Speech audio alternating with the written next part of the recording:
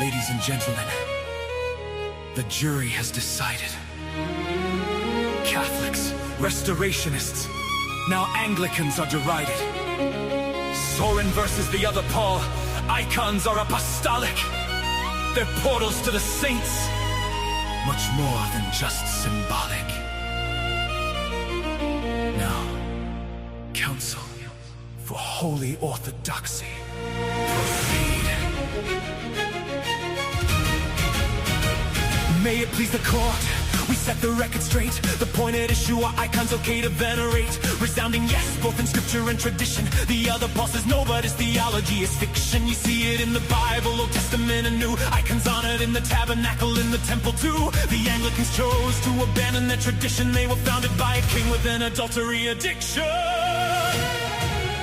Cherubim in the curtains, angels on the ark, God's divine counsel, consecrated art, temple in Jerusalem, cherubim stand sublime, more than a mere depiction, a portal to the divine. Joshua bowed to the ark, and the people to the temple. The king bowed to Daniel. Tell me, what does that resemble? Don't get me wrong, other Paul's not a parody. Australian good citizen, genuine sincerity. Stands for the anthem, salutes the flag, honors shrines of the soldiers coming home in body bags. But other Paul doesn't see God's kingdom as greater. Stop honoring the saints, congrats, you're a traitor. Cherubim in the curtains, oh, angels on the ark, God's divine counsel, consecrated art, temple in Jerusalem, cherubim stand sublime, more than a mere depiction, a portal to the divine. Attorney for the Anglicans, he hides his face, the other Paul stands, his heart starts to race. Tertullian origin, heretics arise, double down on origin, is anyone surprised? The incarnation strengthened the iconic flow, what you did to the least, Pastor Christ, don't you know? We know about the Father through his icon, the Son, no icon means no Trinity. Theology undone. Cherubim in the curtains, angels on the ark, angels on the ark, God's divine counsel, consecrated art, temple in Jerusalem, cherubim stand sublime, more than a mere depiction, a portal to the divine. God was incarnate, his flesh was created, descended to earth, death was evaded. Although he's eternal, in essence unknowable, now he's depictable, discernible, showable. Let me ask you this, I'm not trying to fool ya. Deep down we all believe iconodulia. Look at the Bible, do you think it's sacred? Can it be used for toilet paper? Why venerate it? Words are icons too, idea in a sign, immaterial reality, it'll blow your mind. Angels, dominions, divine council members, joined by the saints, the martyrs, defenders. Icons, not only decorative art, they serve a special purpose, always set apart. Icons in worship, divine liturgy, join the Orthodox Church, come and see. Cherubim in the curtain, angels on the ark, God's divine counsel, consecrated art, temple in Jerusalem, cherubim stand sublime, more than a mere depiction, a portal to the divine. Cherubim in the curtains, angels on the ark, God's divine counsel, consecrated art, temple in Jerusalem, cherubim stand sublime, more than a mere depiction, a portal to the divine. On March 27th, soaring eagles, you saw the truth unfold. Victory for holy orthodoxy, a sight to behold. Sorem versus the other Paul, the cure to iconophobia. Soaring eagles, soaring eagles. What's up, guys? Got a new little twist on that song there. That's what's the Latinizer. I mean, Where have you been, man? man's been off social media probably for a Holy Week. Let's go through these comments here. Just gonna do a quick stream before service here. Lunchtime Soren. Question, court related. Does a jury need to all agree in the sentence? It depends. Most criminal, I think all criminal procedures that I know of require a unanimous jury verdict. There might be some that doesn't require. There might be some that don't require a unanimous jury verdict, but most of them do. I think most civil trials, again, it depends. Here before the Latinizers, yes. My Latinizer sons, guy admitted it's a cult. Yeah, we'll get into that. Oh no, did the Latinizers run with scissors? I mean, you shouldn't do that. Doesn't really matter. Stream like this on Holy Friday. Are you chirping me, dog? You chirping me? Latinizers trembling. Yo, what was Arrow saying? The guy admitted it's a cult, and the cope was they hurried and told me it was a joke and that I'm weird. It's not a joke. You know how I know it's not a joke? He goes on to explain it. And I'll show you guys on Twitter. Now they're going around trying to delete their tweets, but as a lawyer, I'm trained to preserve evidence as it comes in. So I have everything that I need to expose these sectarians.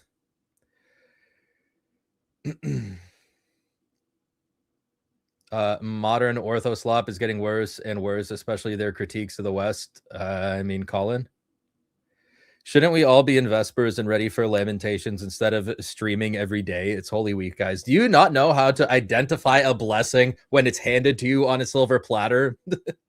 Look, it's Holy Week, and look what God gave us. The Latinizers, the sectarians, have defeated themselves. They confessed to being sectarians. Not only that, they have made it extremely obvious to everybody, anybody who's paying attention, that they are going out of their way to avoid any ecclesial accountability, or at least ecclesial accountability in terms of scrutiny, right? And we'll get into the details of that. Is this a new song? No, it's just a new twist on an old song. So... Soren Eagles. What is this secular music? I mean, am I not allowed to use to make epic power metal songs with Orthodox lyrics? Am I not allowed to do that? Nobody ever told me I'm not allowed to do that. Nobody with authority in a position to tell me that I'm not allowed to do that has told me that I'm not allowed to do that. A Latinizer is an enemy of Christ. Look, I'm trying to be careful because they are Orthodox Christians. They are received into the church, but I don't think it's an overstatement to say that they are sectarians. There are probably some insults that I may have overstated, but they are sectarians. Now, they are younger guys, so got off X for Lent, but I'm excited to get it back. Getting ready for Lamentations. Yeah, can't wait for service tonight. Yeah, me neither. Oh, we got a super chat. Guys, if you want to support the stream, hey, Phoenix here with the... If you guys want to support the stream, you donate, memberships, donations, super chats, everything is well appreciated. It all goes back into the channel. We got $5 from Hushed Tones. He says, my grandpa was a lawyer in Missouri and had a case taken to the Missouri Supreme Court. That's a pretty big deal, dude. Which resulted in the Missouri Constitution changing. Fun fact. That's pretty dope, dude. That's pretty... He sounds like a pretty accomplished lawyer. Glory to God. Thank you for the super chat. And Phoenix here with 20 gifted. Phoenix here. Good to see you, man. Thank you for the 20 gifted. Appreciate that very much. And we'll give you Amen. Hallelujah. An amen, hallelujah. How about that? Nice. Hey, Cleve is here. What's up, Ben? How you doing, dude? My ecclesial is having anxiety. Yes. Their ecclesial should be having anxiety. If people shouldn't be streaming to YouTube during a Holy Week, then you shouldn't be watching. Oh, good point, Chase. Focus on your own spiritual life, guy. Yeah, well, again, like, this is a blessing, dude. This is a blessing. Ignore the false piety. There's so much false piety, dude. Oh, what's up, Father Deacon? FDA is here. Cleve is here. All right. Okay, let's this is a lot going on in the chat. I'm just going to get to the substance here. Okay.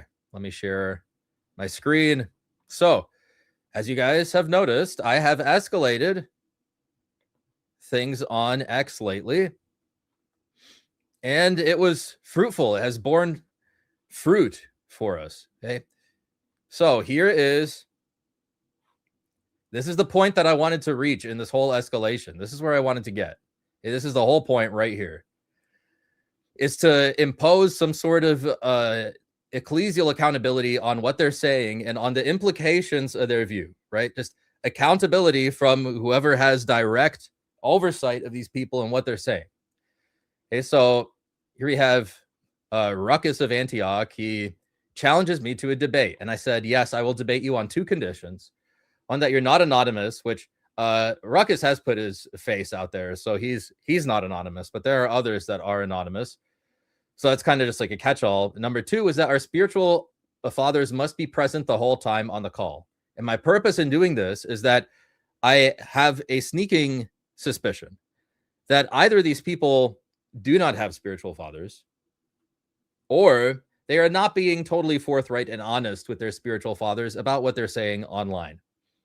Because otherwise, if I was doing the things that these people were doing, I would be totally banned.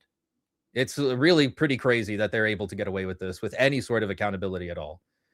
Right? So those are my two conditions. But the one that they had a big problem with was that our spiritual fathers be present the whole time on the call, on the debate, right? For the entire debate, that they be present. Now, they don't have to be, on the screen or anything, but I want them there. I want them verified. They can be sitting in the background. I just want them there to hear every single word that comes out of these people's mouths when they get pressed on their beliefs, when I cross-examine them. That's what I want them there for, okay?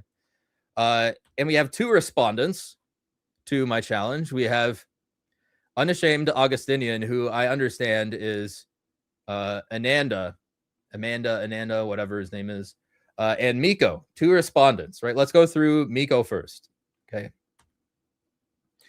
So Miko says, as Ananda said, I'm happy to discuss rather on the grounds of a mutual private demonstration of the identity of our spiritual fathers, as well as their approval of the conversation. So he's saying, like, let's just have a private call. That way you know that I have a spiritual father and that he approves of my views, right?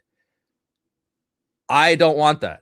I was very clear in my first tweet what I want. I want them there for the cross-examination. I want them there for when I press them on their views so that their spiritual fathers can see the implications of their views and all the entailments. Because I think in a general sense, like, of course, we all agree in a general sense on some of the terms, maybe even most of the terms that they're using.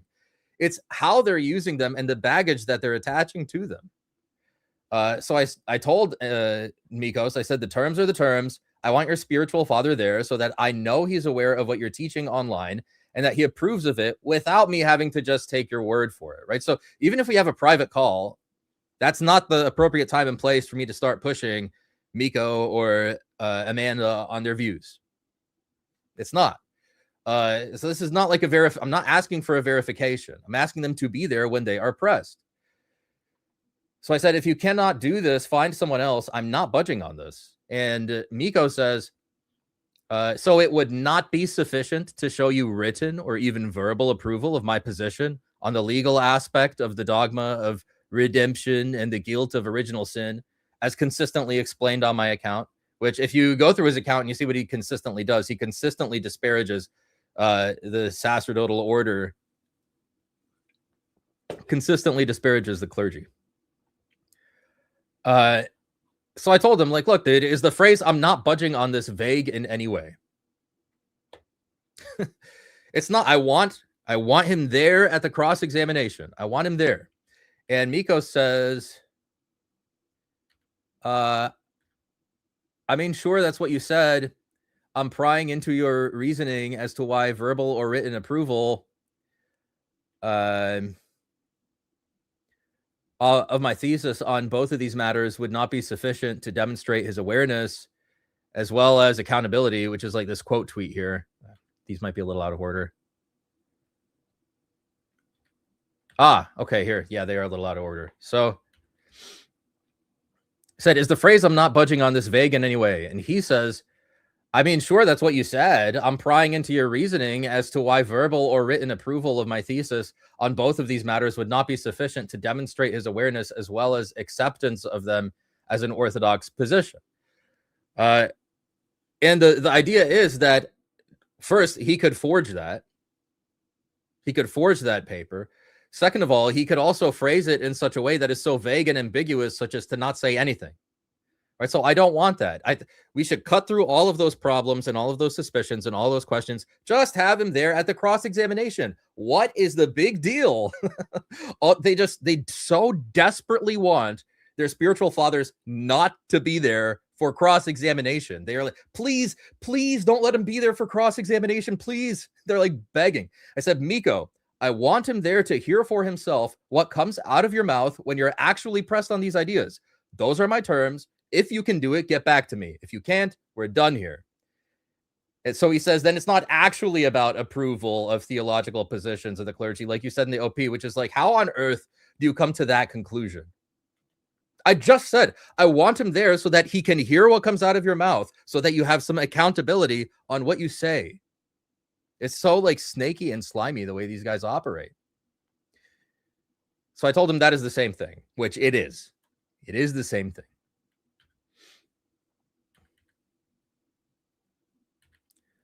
And then he goes, if it's the same thing, this should be sufficient, which is like a written approval. To which I told him to kick rocks, kiddo.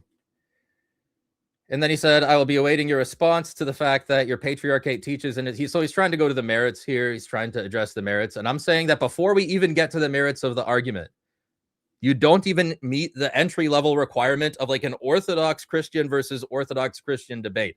Okay, so if I'm debating like Elijah Yossi, who's a Roman Catholic, or Aaron Gallagher, who's a Restorationist, or the other Paul, who's an Anglican, right?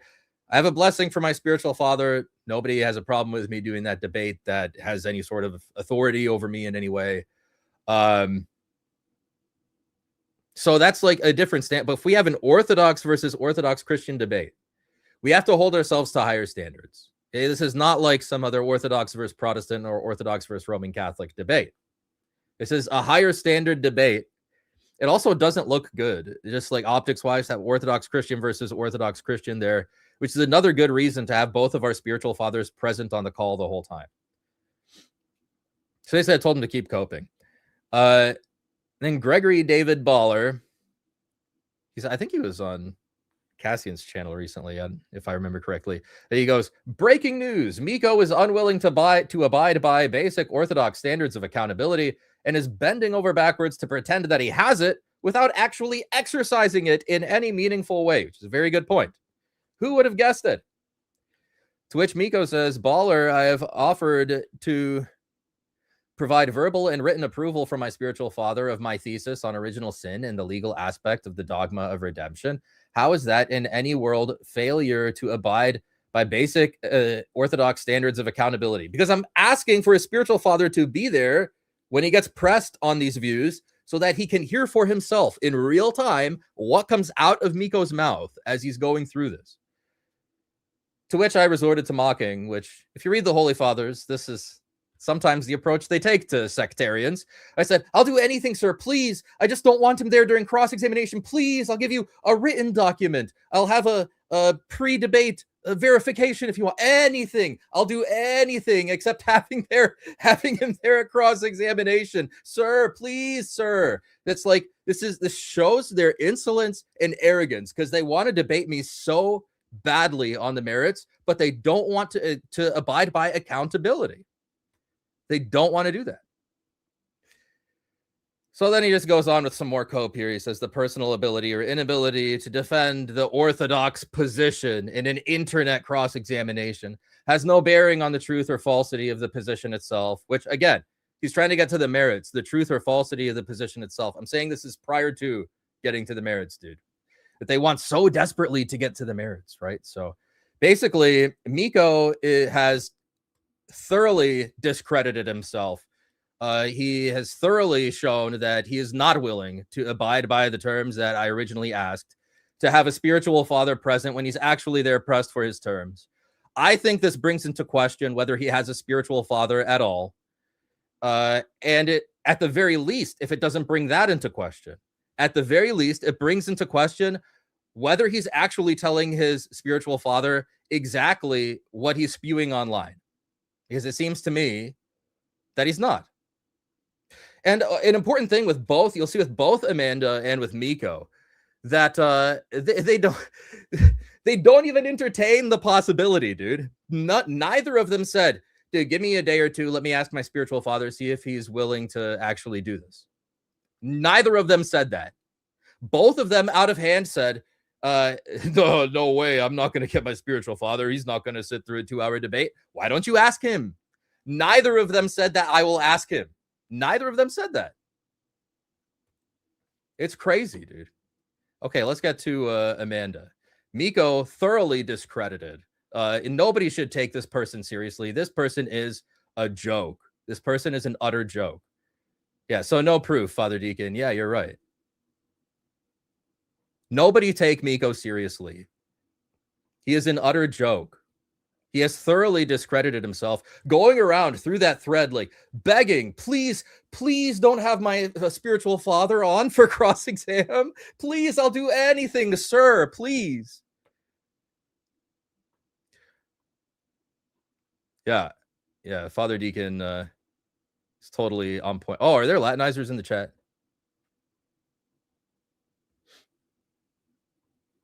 Why do people even assume these anonymous accounts are even Orthodox? I mean, they're causing a lot of trouble. We probably shouldn't assume that. Well, here's the thing. I think I spoke to somebody who knows some of the people in this group personally, so I have like some reasonably reliable like testimony evidence that he is received into the church. But, nothing concrete.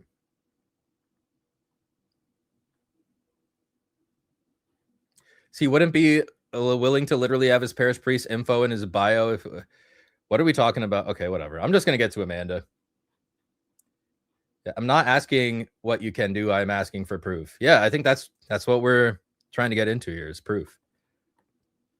Also, the fact that they are bending over backwards to not have their spiritual father there for cross-examination when they're pressed on their views. Bending over backwards. Literally, they will do anything except having their spiritual father on while being pressed. Literally anything. They are so desperate, dude. Okay, let's get to Amanda.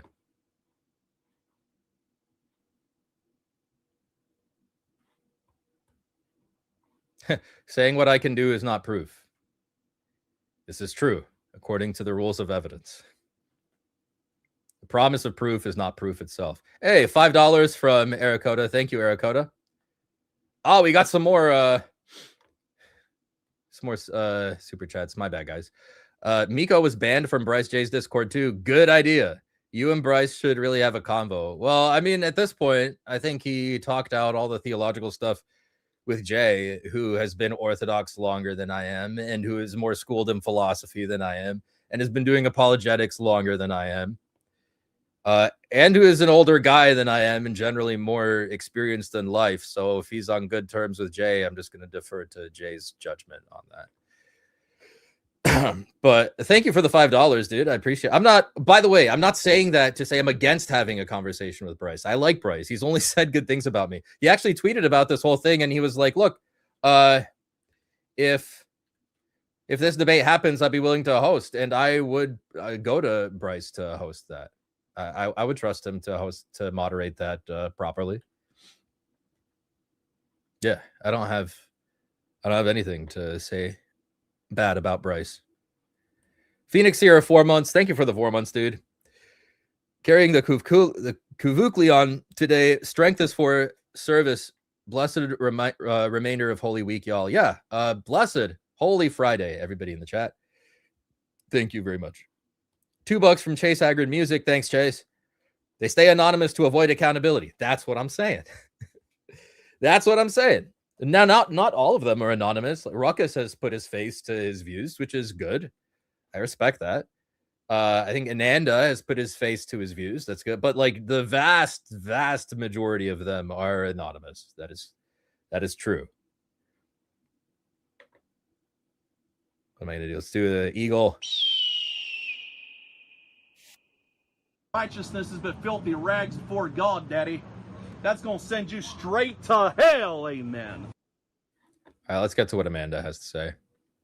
So Miko, thoroughly discredited, obviously circumventing ecclesial accountability for the words that come out of his mouth, doesn't want to say what he actually believes in front of his spiritual father. Because he knows that I'm going to press him on that. So nobody take Miko seriously. He has thoroughly discredited himself. He has nothing to say or add to this conversation, nor is he in a position to actually be saying this. Because when really actually pressed on ecclesial accountability, he doesn't have anything there. Total joke. Utter joke. So in my mind, Miko is defeated. He is defeated. Now let's talk about Amanda. Okay, so remember, two conditions. Oops. Two conditions. Our spiritual fathers have to be present the whole time on the call.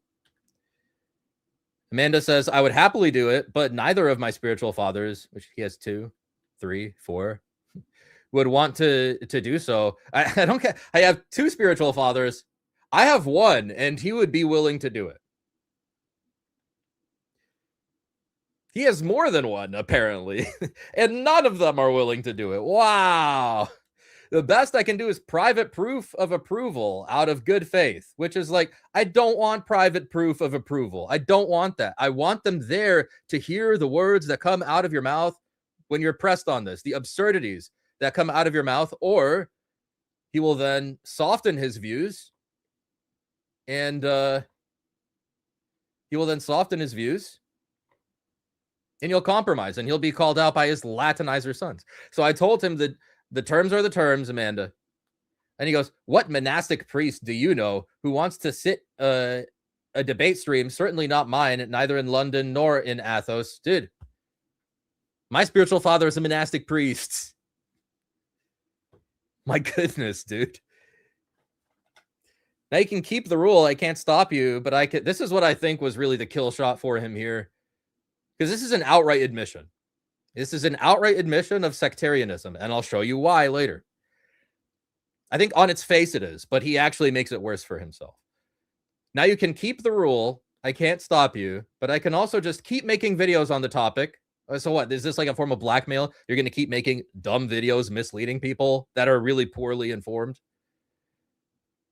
I can also just keep making videos on this topic, and you guys can keep going back and forth with my Latinizer sons. Sons. This is a theologically charged term. Sons.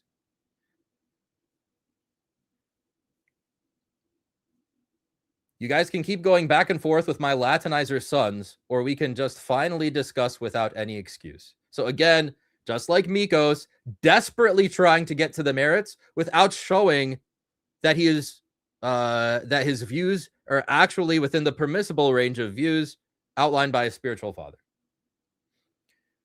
So I called him out on this. I said, "You're Latinizer sons. Thanks for outright admitting that you're creating factions and divisions in the church, you vile snake.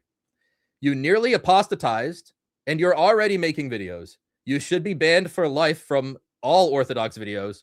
You're no better than Voice of Reason." And I get that Voice of Reason was involved in like a more sexual deviancy kind of scandal. But I mean, isn't apostasy kind of on the same level of that in terms of seriousness, if not maybe more serious? It's at least in the same order of magnitude. I see him as the Orthodox Voice of Reason. He should not be on here. He should not be making any videos. I see Amanda as the Orthodox Voice of Reason. So this is where he digs himself even deeper into a hole. And because here, well, like, what's the counter argument to this, right? Let's give Amanda the benefit of the doubt for a second, right? let's give Amanda the benefit of the doubt. He said, my Latinizer sons. Well, Alex, how is that different from you saying, my Soren Eagles, my beloved members of the channel? How is that any different, Alex? Right? That would be the natural counter argument. Well, first of all, Soren Eagles is not a theologically charged label. Sons is a theologically charged label. Second of all, am I making a faction? Absolutely not. Amanda goes on to describe that he is in a faction, that he is a sectarian. He admits it outright. He says, so I told him, you're no better than Voice of Reason. And he says, that's cool. You can keep all the attacks up if you like. Again, I'm offering an open conversation. And no, I didn't admit I created a faction. I think that was created by Erhan and Jay by banning people who disagreed with them until we all ended up in one place. Is he denying that there is a faction? No. He's just saying he's not responsible for it. He's implicitly admitting, he's accepting that he's in a faction, that he's a sectarian. He never denied that he is a sectarian. All that he denied was that he started it. He's blaming Jay and Erhan, and I guess probably FDA too, by extension. They forced two sides by not allowing disagreement, which is utter nonsense. It was from the people that I've talked to on FDA's Discord server, FDA and Erhan, the Discord server, it was because they were insisting on certain views, not open to correction or teaching from clergy, from people more advanced in the faith than they are. It was because they insisted on heretical views. So not only did he use a theologically charged term saying my Latinizer sons, he's admitting that he is a sectarian. He admits it. He never denies that he is. So without attacking, because I haven't attacked you, we can talk. You will get folded, but I'm willing to do it nicely. Great. Smack talk, whatever. Nothing substantive. Please take the offer. Believe me, I'm the one you want. If you get me, you get the rest. You've already discredited yourself, Amanda. You are the orthodox voice of reason. You should not be making any videos, dude. You almost apostatized. This is crazy. So let's do no more games running fake reasons, which is absolutely rich coming from Amanda. I'll come to your space. You control everything. No. I set out my terms from the beginning. Those are the only circumstances on which I will even entertain the idea of having some sort of formal discussion or debate or dispute with Amanda.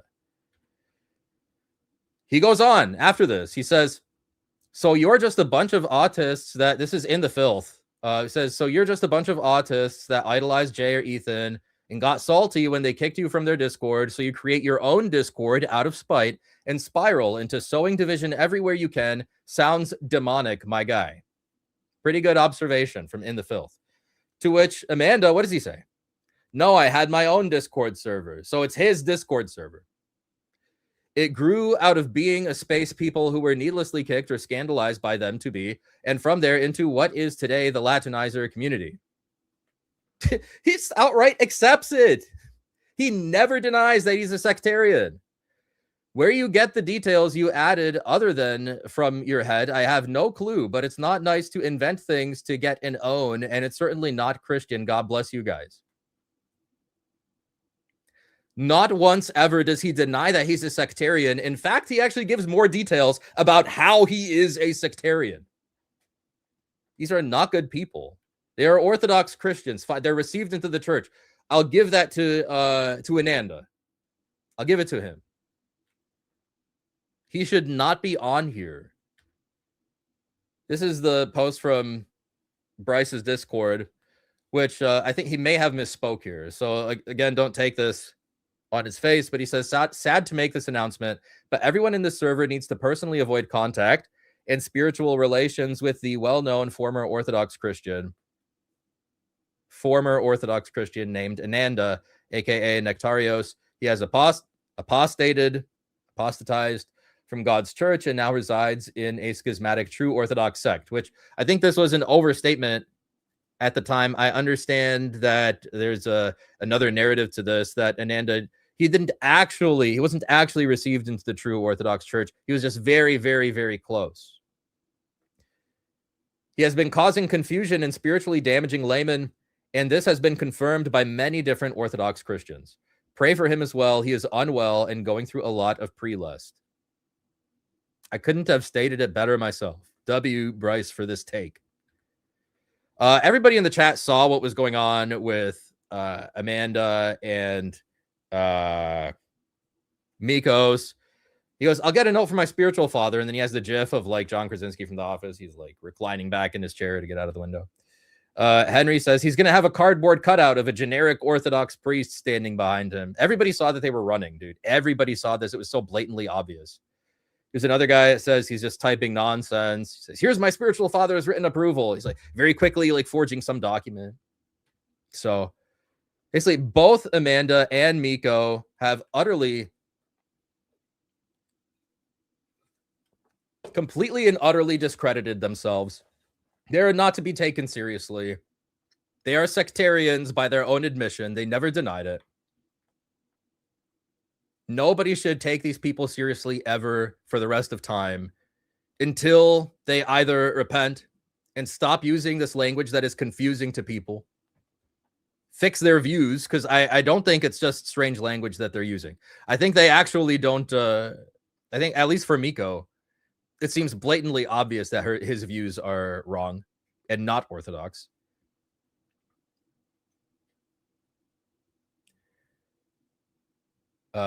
Voice of Apostasy. That's a pretty good nickname, dude. Yeah. We got some more super chats. Thank you guys for the generosity. That is like the best way to support the stream. So I appreciate that. Membership, super chats goes a long way. Supports the channel. Alex, you're a grifter. These are people voluntarily donating, dude. I'm not making anybody do anything. All I can do is ask. So crazy. $5 from Arakota. Yeah, Miko was banned from Bryce J's Discord too. Good. Oh, I think we already went over this one. Thank you for the $5. €10 from Halo 3. Amazing how 12-year-olds say that the church fathers say that we need to be furries and rage against the clergy. Is ridiculous. Your defense of icons on X to that prot guy you might debate on the Crucible was a good summary in general for people who prefer reading over the video. Yeah, that's what I said. Like, over time, I think this might be the most powerful argument, and you're going to see it winnowed down to like just the most important points. Because I think when I presented it to the other Paul, there was still like a lot of fat on it. Like, there was still a lot of things I could have cut out to make it clear. Like, I didn't need to go into the catacombs at all. I didn't really need to go into anything beyond that. It's like the apostles worshipped at the temple. This is the type of worship they had in the temple. This is also after the ascension of Christ. So you can't say, oh, they were still Jews at the time, right? But I think that might be the strongest argument, that and the theological argument for icons. So I think like over the next few months, as I predicted, you'll see that this becomes like a very powerful and a nail in the coffin against whatever objections they have to iconodulia. It really is the premise of all Old Testament worship, maybe all biblical worship. I don't think you can have the tabernacle without iconodulia. It doesn't work. Thanks for the $5. Let's talk God. $4.99. People jump from openly defending heresy to joining orthodoxy, then after 1 or 2 years feel smart enough to debate other orthodox about orthodoxy. That's the thing, dude. Orthodox on orthodox debate. Are you for real? And we're not going to have some sort of heightened accountability for that. Of course, I'm asking for higher accountability because it's Orthodox versus Orthodox. It's dumb from the outset. Thank you for the donation, though. My grandpa was a lawyer in Missouri and had, yeah, I think I already read this one. Or did you send it in twice? Yeah, my grandpa was a lawyer in Missouri and had a case taken to the Missouri Supreme Court, which resulted in the Missouri Constitution changing. Fun fact. Yeah, very cool. He sounds like a very accomplished lawyer. $10 from Ryan Isaac. Missed most of the stream, so forgive me, but we've used non-Orthodox language in various situations to elaborate our theology. Why has no Orthodox bishop or saint used the phrase penal substitutionary atonement in 450 years? I think they have used it, but not in a way that gives us approval to use it, right? They haven't used it in a way that gives us approval to use it. And this is like why language is important, guys. Like, the Holy Father has already set out a good range of terms for us to use. We don't need to add to that. So even when I talk about the canon and Protestants try to add these categories of, well, do you think 4 Maccabees is infallible? The Holy Fathers didn't talk that way. They said these are canonical. These are good for reading and building up. Why should I use language different from the fathers? The Holy Fathers set out the guidelines, like the bowling bumpers, for us to not go too far to the left or the right. You don't have to reinvent the wheel. Just use the same language as the Holy Fathers. $5 from Ace Koala. Thank you. We had Latinizing catechumen in our parish network, but having ex-Protestant clergy is a blessing in that way. Yeah, because they can spot the issue right away. Yeah, it's a good point. It's a good counterbalance. Absolutely. Thanks for the donation, Ace Koala. And we got a membership from TMSAA3. Thank you for the membership. But I'm going to open it up to callers here. Yep. I wanted to do this one. Anathema. Anathema. Thank you guys for all the super chats. I appreciate that very much. Righteousness is but filthy rags before God, Daddy. That's going to send you straight to hell, amen. I'm going to do a few calls, and then I have service, and I have to go to church in 2 hours. So maybe like an hour of calls or something. Let me just post it in the YouTube here. Father Deacon, if you're still in the chat, any other guys, if you guys want to add something, you guys please feel free to hop on. Words.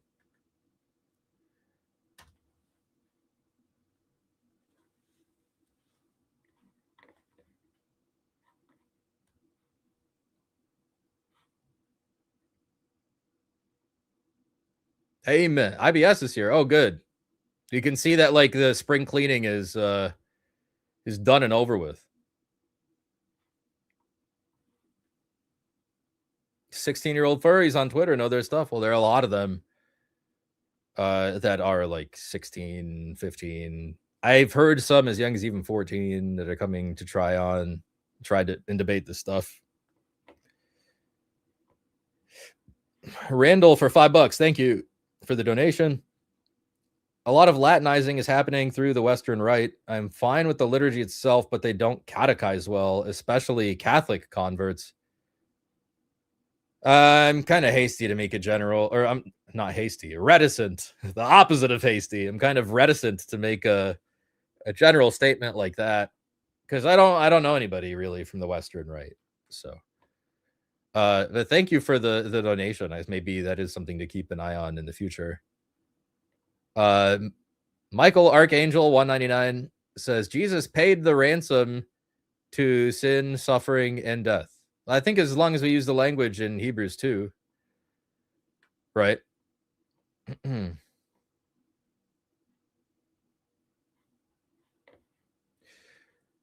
second. Sorry.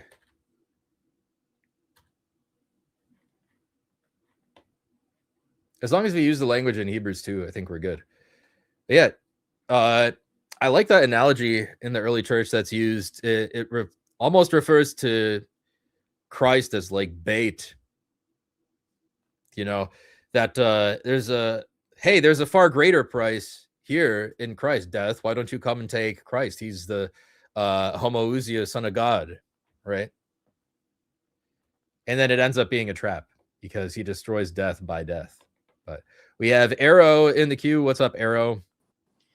Hey, how's it going? One quick thing. So, well, I wanted to speak on a guy who's backstage, but I'm gonna just keep it to myself. Yeah, don't.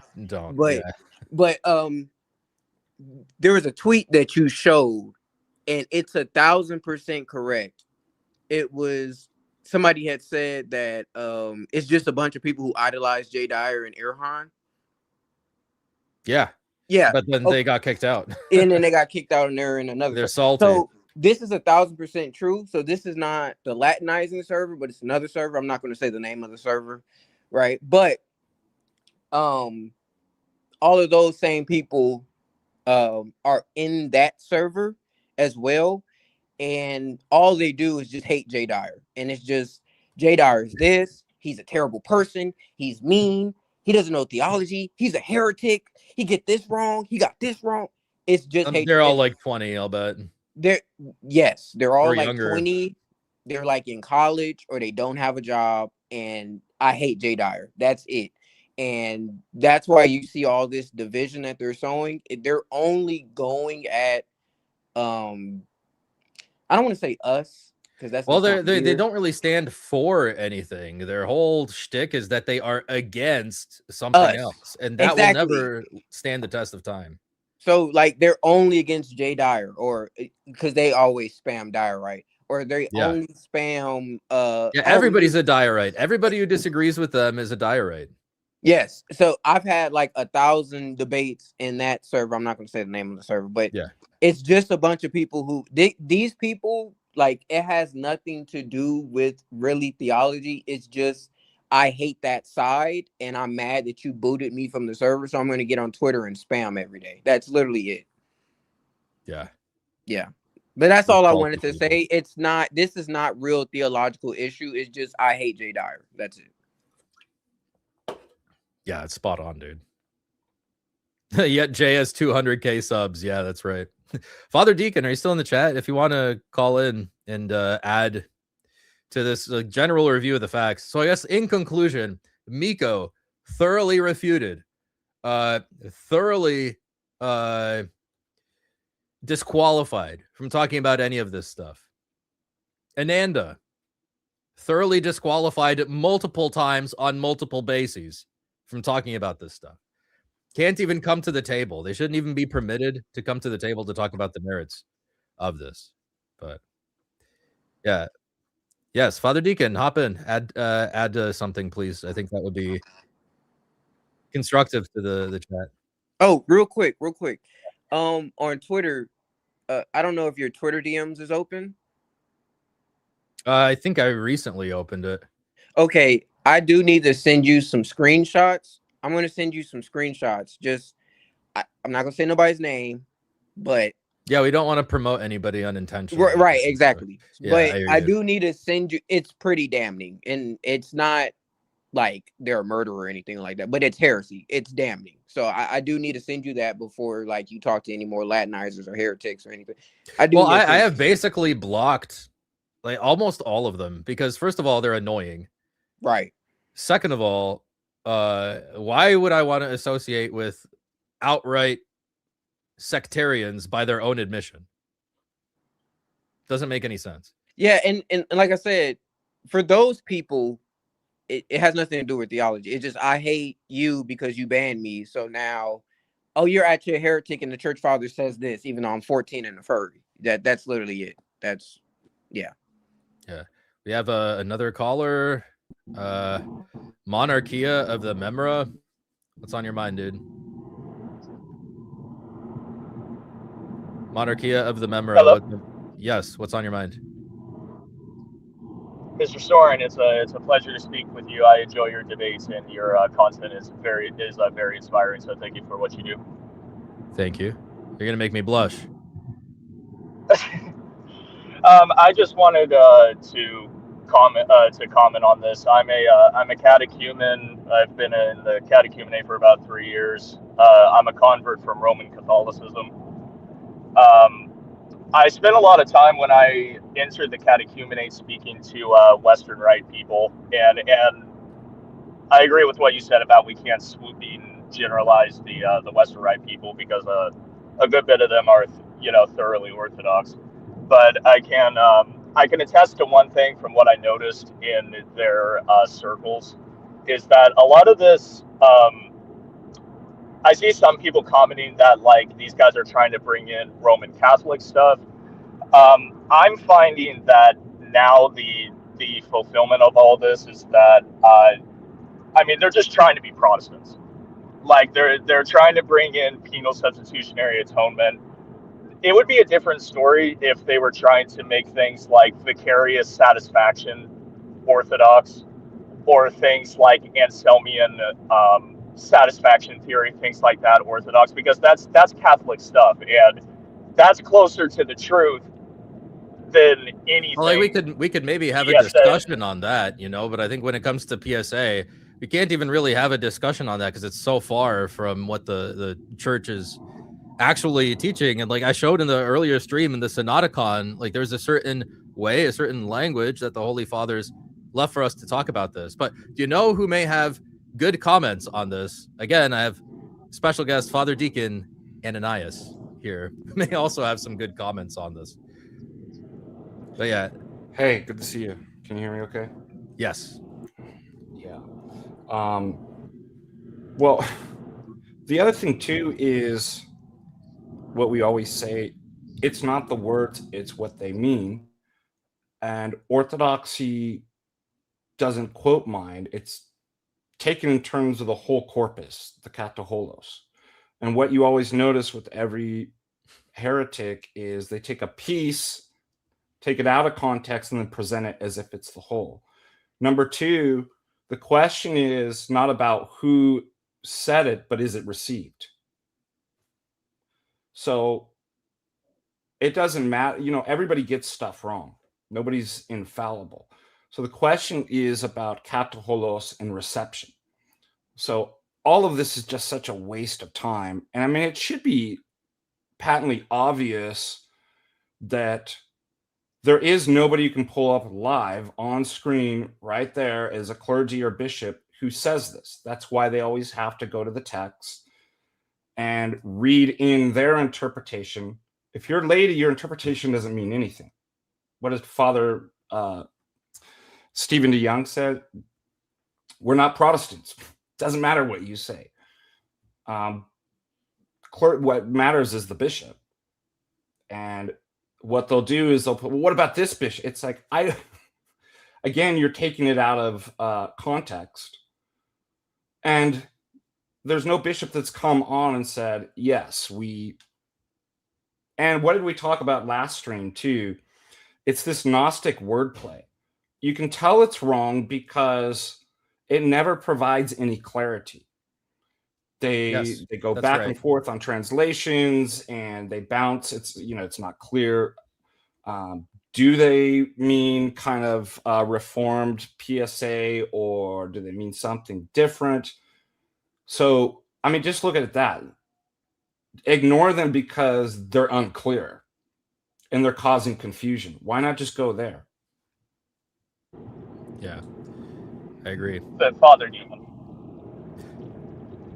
There is also so real quick though, just to, I guess, to sum up the stream, a part of the stream is that I kind of want this to just be like preserving evidence of the case against these guys. So if ever in the future they rear their ugly heads again, you can go back to the stream and be like, look, Ananda is openly a sectarian. He never denied it.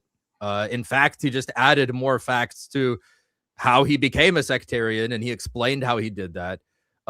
He's never repented of that. He's also nearly apostate, if not outright apostate, and then came back.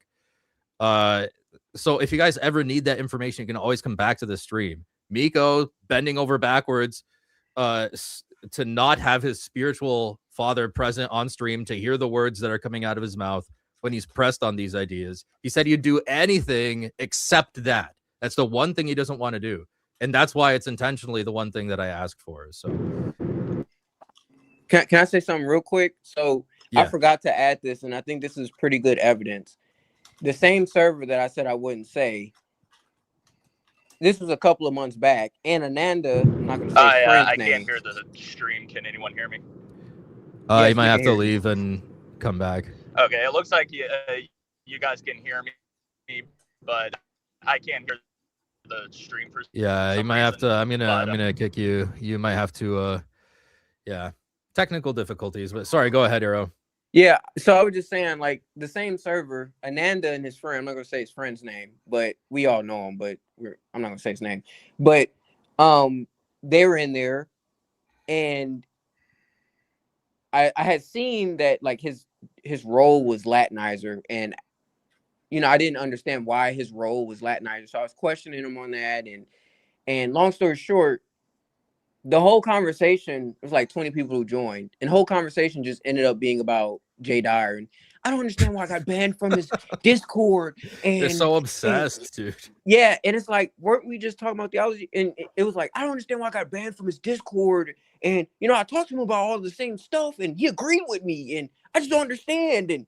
And then all the guys that were in the Orthodox Christian Discord came in, and didn't we tell you not to teach? And you kept trying to teach, and we kicked you because you were hard-headed. And yeah, so once again, this has nothing to do with theology. Nothing to do with theology. Nothing. Well, maybe in like a secondary sense, but I get what you're saying, Arrow. But thanks for calling in. I think Father Deacon, if you want to comment on like the Discord stuff and like the basis on which they were kicked from the Discord, which they're saying apparently it's your fault, Father Deacon, that they are sectarians now because you kicked them out of the Discord, or David kicked them out or something. Maybe you can speak to that a bit. Gee whiz, and I could pull it up. How many clergy? We even had Metropolitan Jonah on. But we have clergy watching over all of this. And let's see. It's weird. It used to show. Anyway, so there's clerical oversight on this. And then what we have is people who are friends and well trusted, who I and other clergy believe are competent on theological matters, to be appointed moderators. So I actually personally don't take any kind of disciplinary or kick anybody. The server was handed over to Dave and I. I primarily just kind of take a clerical pastoral role in that. But I've yet to see anybody that's been kicked. I've yet to see any scenarios where it wasn't justified. And, our primary concern is clergy who are on there is that people are learning the faith. Now, there's a lot of different topics and stuff like that. And debate's fine. We have debate channels on there. And however, if it causes too many problems with inquirers, neophytes, and catechumens, and other Orthodox, where they're getting confused and it's causing problems, they'll be warned to stop doing. And the one thing these people want to do is they don't care. They don't have the kind of spiritual and emotional maturity to see that this is causing a problem. Which, speaking of spiritual and emotional maturity, notice how easily they took the bait that I laid out for them here and discredited themselves, and they didn't see how this might discredit them by continually refusing this condition that your spiritual father be there. So it worked like a charm. I'm shocked at how easily it ended up working because they're so insolent and they were so eager to try to debate and like refute me and to prove their Latinizer views that they didn't see the most obvious thing in front of them, which is that they can't even get any clergy that has authority over them on to listen to what they have to say. They can't do it. There's always some excuse, right? All we're trying to figure out, you saw somebody in the chat, you can contact the priest and the priest supports. That's too vague. I know I can do that. I mean, if you do provide that, but that's not the question. How do we know right now that the priest, or that how do we know that what does this individual say? Well, it was an assumption. It's like, we're trying to create a scenario in which, again, we can actually, in the present, verify it's not vague language. It's there. And I thought that was a good way of doing it, is we'll have the priest actually be there. Because even if you got an email, well, I don't know what you said to the priest. Yeah, they can frame that any way they want. They can frame it. I mean, I guess technically you could get, about contract law and tort, written out well enough that it's like, have him sign it and write. I guess we could go that way if they're not going to. But again, that's not worth my time. Is that to actually go through and do it? Let's. If we have a debate, an Orthodox versus Orthodox debate, which is stupid in the first place, if we're going to do it, we should have heightened standards of scrutiny and ecclesial accountability. This doesn't seem like a big ask to me, to be like, your priest should be there for the whole thing so that he hears the stupidity that comes out of your mouth when you're pressed on these issues. But so, by the way, these people do get kicked. I've yes, yet sorry, to. please. Maybe I'm wrong. I'm not infallible. Maybe there was a case. I haven't seen that. All I've seen is they were justifiably kicked because they were continually being warned and causing problems. Then what happens? They form their own servers, and they, what did I say? They start having envy. Then the envy turns into hate and derangement syndromes, and there's always somebody to blame. And then they wait. And I said, this is all of these people's behavior is extremely predatory. They yes, wait with the for other Latinizer people who sons. acted up, and they bring them in. They start a cult. That was a good point you made, Father Deacon, with the Latinizer sons. It really sounds like grooming language. Yeah, it and you know what's crazy? You should go read Plato's dialogue, The Symposium, because there's a groomer in there that's basically, and they use this intellectual stuff of how to prey on younger people and then and teach that it's exactly what's going on. And there's always a kind of homo erotic kind of feel Yes, to it. subtext. Yeah, that's right. But that is in the Symposium. So there's a historical precedent that there were these groups of people that actually did this stuff. And I'm not accusing, I'm just saying it smacks of that. Like, it has that kind of feel. Yeah. Val Orthodoxia here in the chat says, and the way they go back and forth with priests and other clergy on X, it's despicable. I agree. It's deplorable. Shane, what's on your mind, brother? How you doing, man? Hey, Alex. Long-time listener, first-time caller.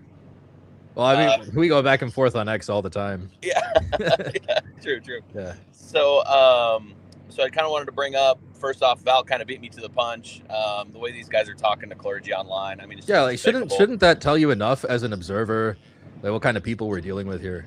So I've only really been kind of part of Orthodoxy for about 2 years now. I'm pretty new to it. So when I started hearing some of these guys talking about PSA and original sin and imputed guilt, and it's like I was like, I don't know, it was kind of PTSD from the Protestant days. I was like, no, please, not this again.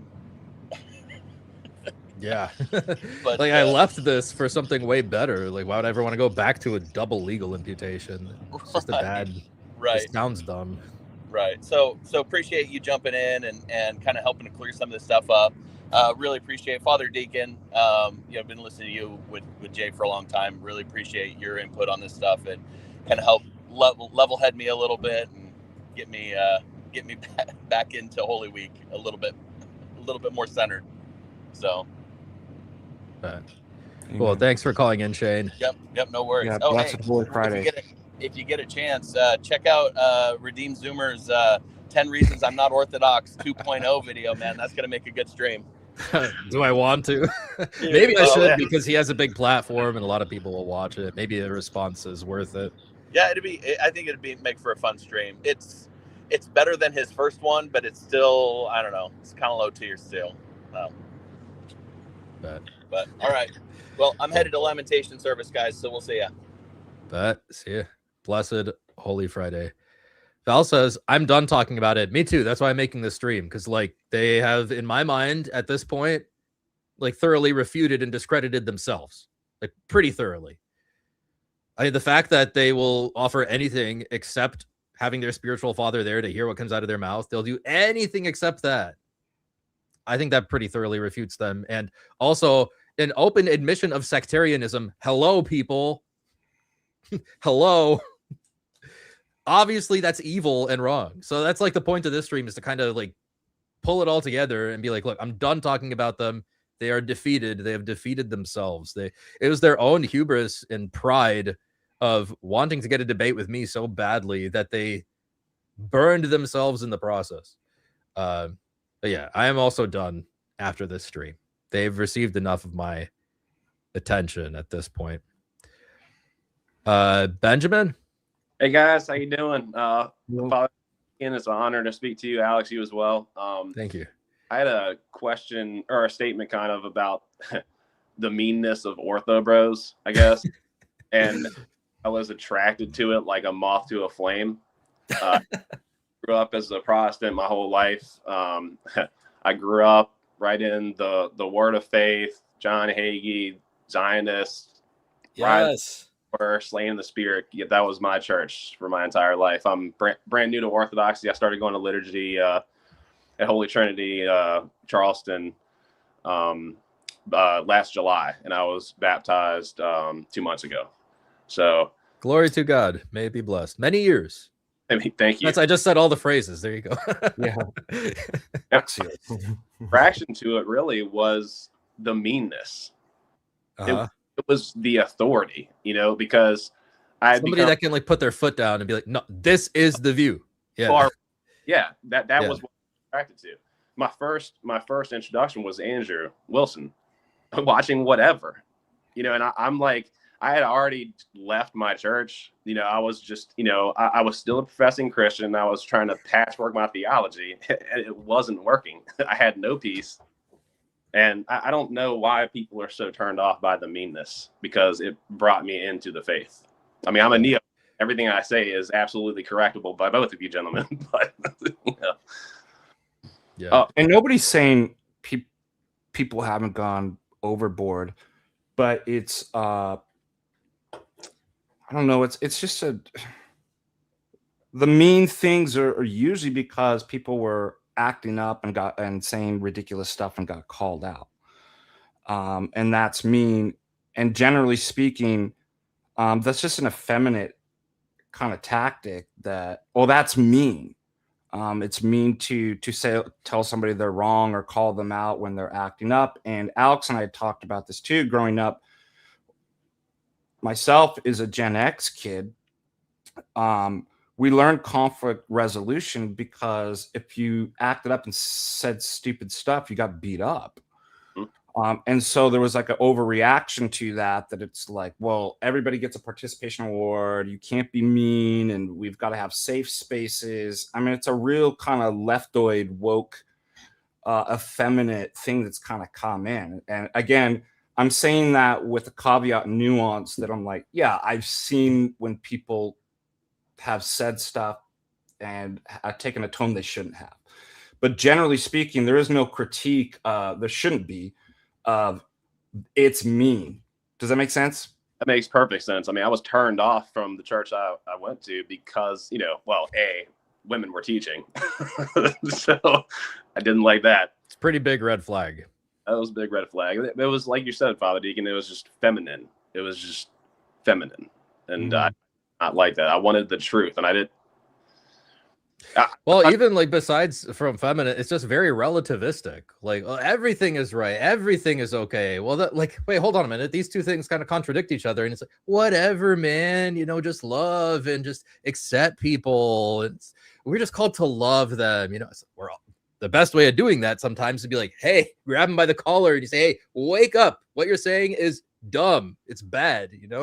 If I'm standing in the street, I'd much rather somebody cuss at me and tackle me to get me out of the way than somebody say, nice stuff, Yeah, exactly. And by the way, it's a dark triad trait. I know I've used that a million times, but it's because it's true. Well, you can't, I don't think you can state it enough, Father Deacon. It's true. It's these people don't actually care if you're pious or being mean.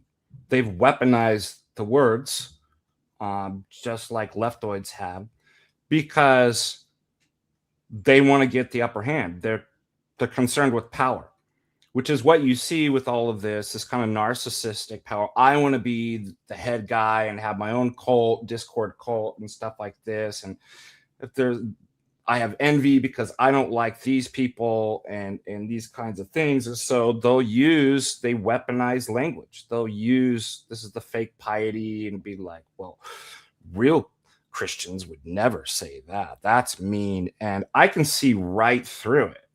I mean, you can tell if somebody's genuinely a pious person and it offends them or something like this. These people are not that. So they're using these words. Unfortunately, most people don't have the discernment to actually see that these people are sociopathic Machiavellian narcissists that are using those words, and they fall for it, and that's unfortunate. Father, I had a quick question for you. Yes. I don't know where the sign comes from. What is the tradition behind The sign it? of the cross. It goes back. I think I looked up. It goes back I'm trying to remember.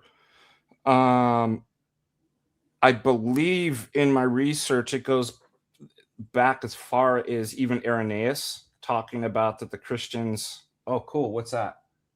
Okay. It's the sign of the cross by Andreas Andreopoulos. So I presume a Greek guy. It's called The Gesture, the Mystery, the History. And I think one of the earliest unambiguous references to the sign of the cross is Tertullian, and he already talks about it as if it's ancient. Yeah, that's right. Because obviously they use, I mean, we even know too that they had different symbols like the fish, they used the cross, like these different symbols that have always been used, which is another great, I mean, this itself is an image, an icon. So all these iconoclasts, saying that early Christians, there was no support.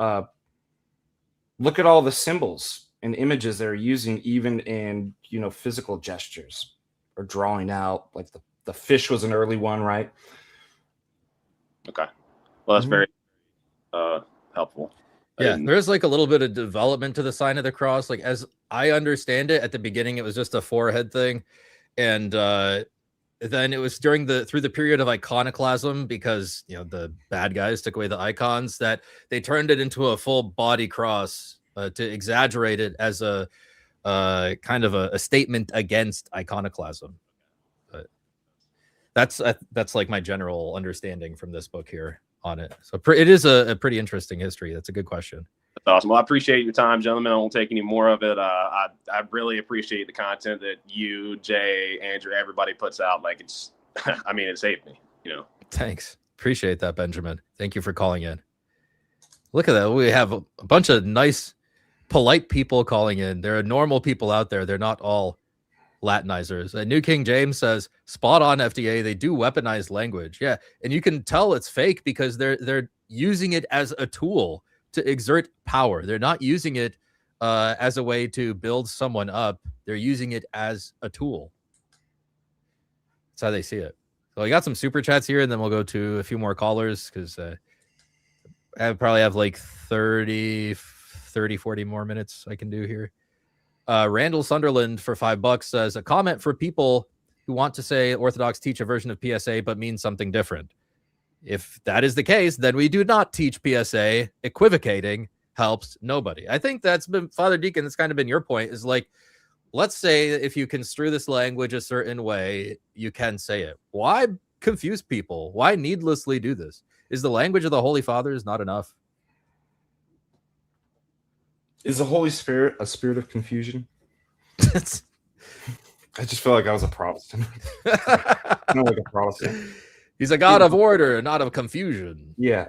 This is Lord, the God of order. Got $2 from Randall Sunderland. Pray for my dumb dog, please. He ate something bad. Sure. Yeah. That can be pretty scary sometimes. That is, yeah. Yeah. Especially if you have to leave your pet and come back. We're always worried about that. If we have a Russian lady here that watches our cats for us when we go away, or, we'll be staying down at Holy Trinity this weekend. But that's like your worst nightmare, right? You come back and you're like, oh, no, no, the house. Oh, God. Yeah. Yeah, so absolutely. It's a disaster. Got 1 month from Sincere Hypocrite. Thank you for the 1 month, man. It's strange that the Latinizers are appealing to the losing arguments of the Calvinists, but somehow you are the modernists. Well, I think they're trying to tap into, like Father Deacon and I talked about it a little bit last time, that I wouldn't even call it a dispute or a controversy, but there was some like murmurings with the tail end of the patristic revival that some scholars here or there might have taken a little too far their criticisms of St. Augustine. Like, literally, that's it. Do you know what's weird about this, too? I'm not saying everybody, but there's certain groups and trends among them. that these people never I never actually see them critiquing actual heretics, and that's a good point. they're always going after like really good clergy, and like I'm like, why all this time wasted? Why aren't you actually going to the ready and apparent like heresies and heretics?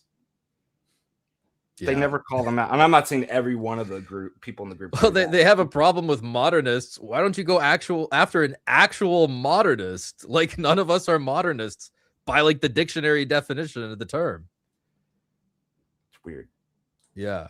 Matsy had a comment that I wanted to talk about. He says, Father Stephen denies any substitution. That's not traditional Orthodox. That is incorrect. He does not deny any substitution. He was having a conversation with a Dutch Reformed pastor, and because of that Dutch Reformed pastor's views already, he said, the Dutch Reformed pastor asked him, well, you believe it's substitutionary, right? And you know, Father Stephen says yes to that. The guy is going to perceive that Father Stephen is conceding a point. So Father Stephen in his response says, I would be hesitant to say it's substitutionary in any sense. That's all that he said. He never denied any substitution. That's ridiculous and that's slanderous.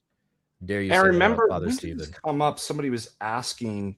Oh, it was when we were talking about transubstantiation and whether we should ever use the word accidents. And yes, and it was like the person kept wanting to kind of like make the definition of accidents so general that I'd be willing to accept it, and I'm just like, I'm not comfortable.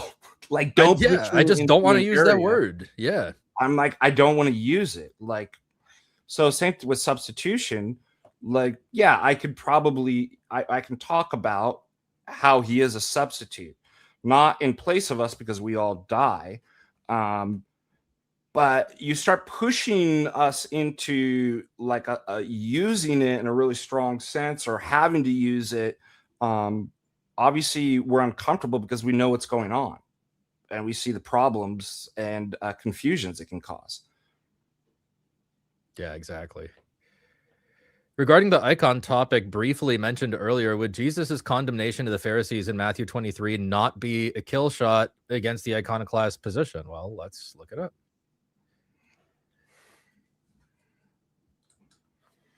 Matthew 23. Trying to do right by the super chatters here. I just want to do right by the I just want to do right by those who sow the seed of blessing. Okay. I won't be able to stay too long. I'm going to have to go in a little bit, but sure. Let's do like 20 more minutes here. And then whenever you need to leave, of course, it's what? Matthew 23, 16 to 22.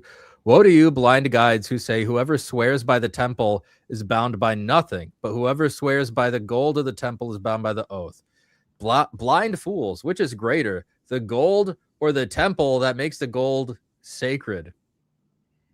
This is a really good point. Very good point, Travis. And whoever swears by the altar is bound by nothing, but if anyone swears by the gift on it, he is bound by the oath. You are blind, for which is greater, the gift or the altar which makes the gift sacred? And I think the kicker here is that this is the second temple, so God did not manifest in this temple in the way that he did in the tabernacle in the first temple.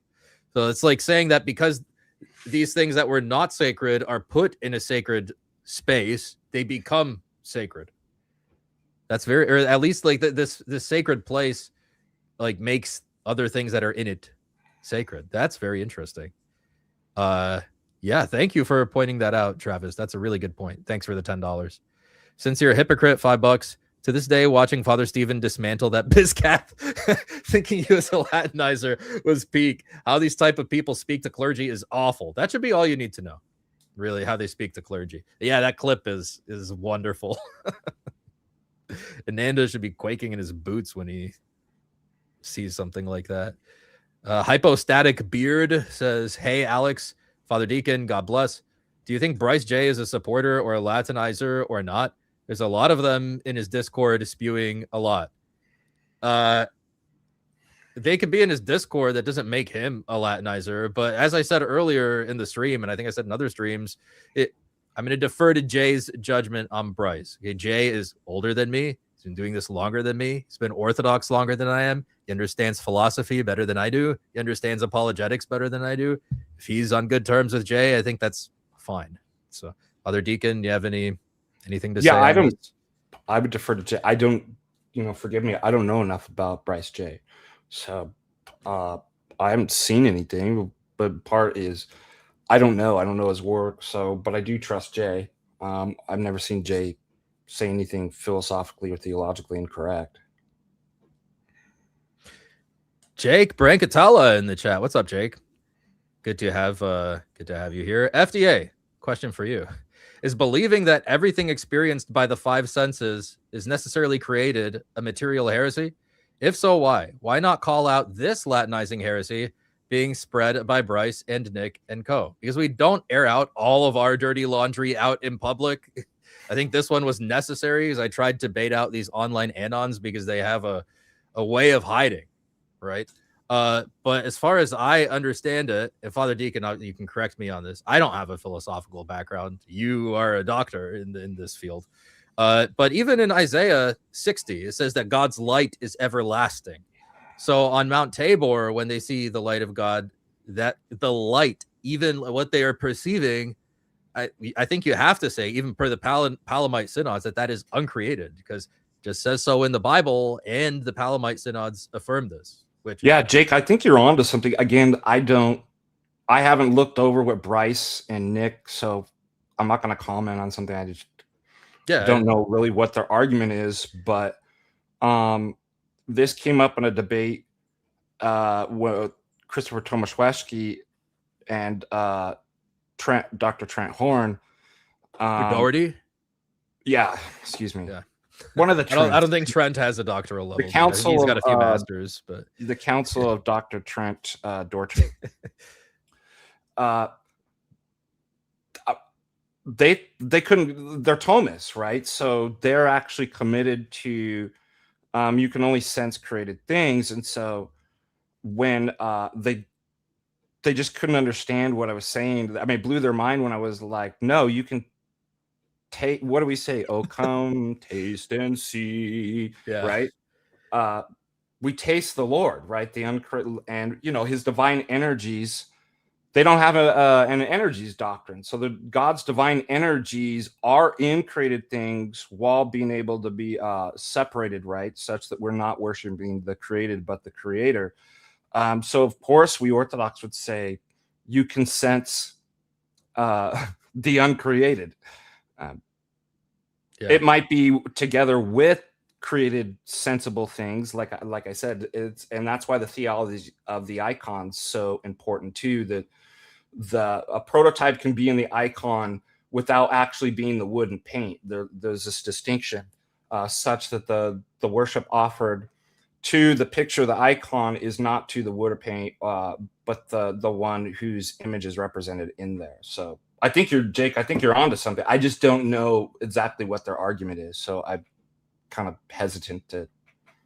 But that does sound Latinized to say you can only, and Thomistic to say you can only sense things that are created. Yeah, thanks, Jake, for the donation. Volpes, 15 bucks. I think the effeminate, genteel niceness around Christianity has to do with earlier prominence of liberal Anglicanism alongside the inerrant ecumenism that comes with academic freedom. Well, Father Seraphim Rose makes a point similar to this at the end of On the Place of the Blessed Augustine in the Orthodox Church.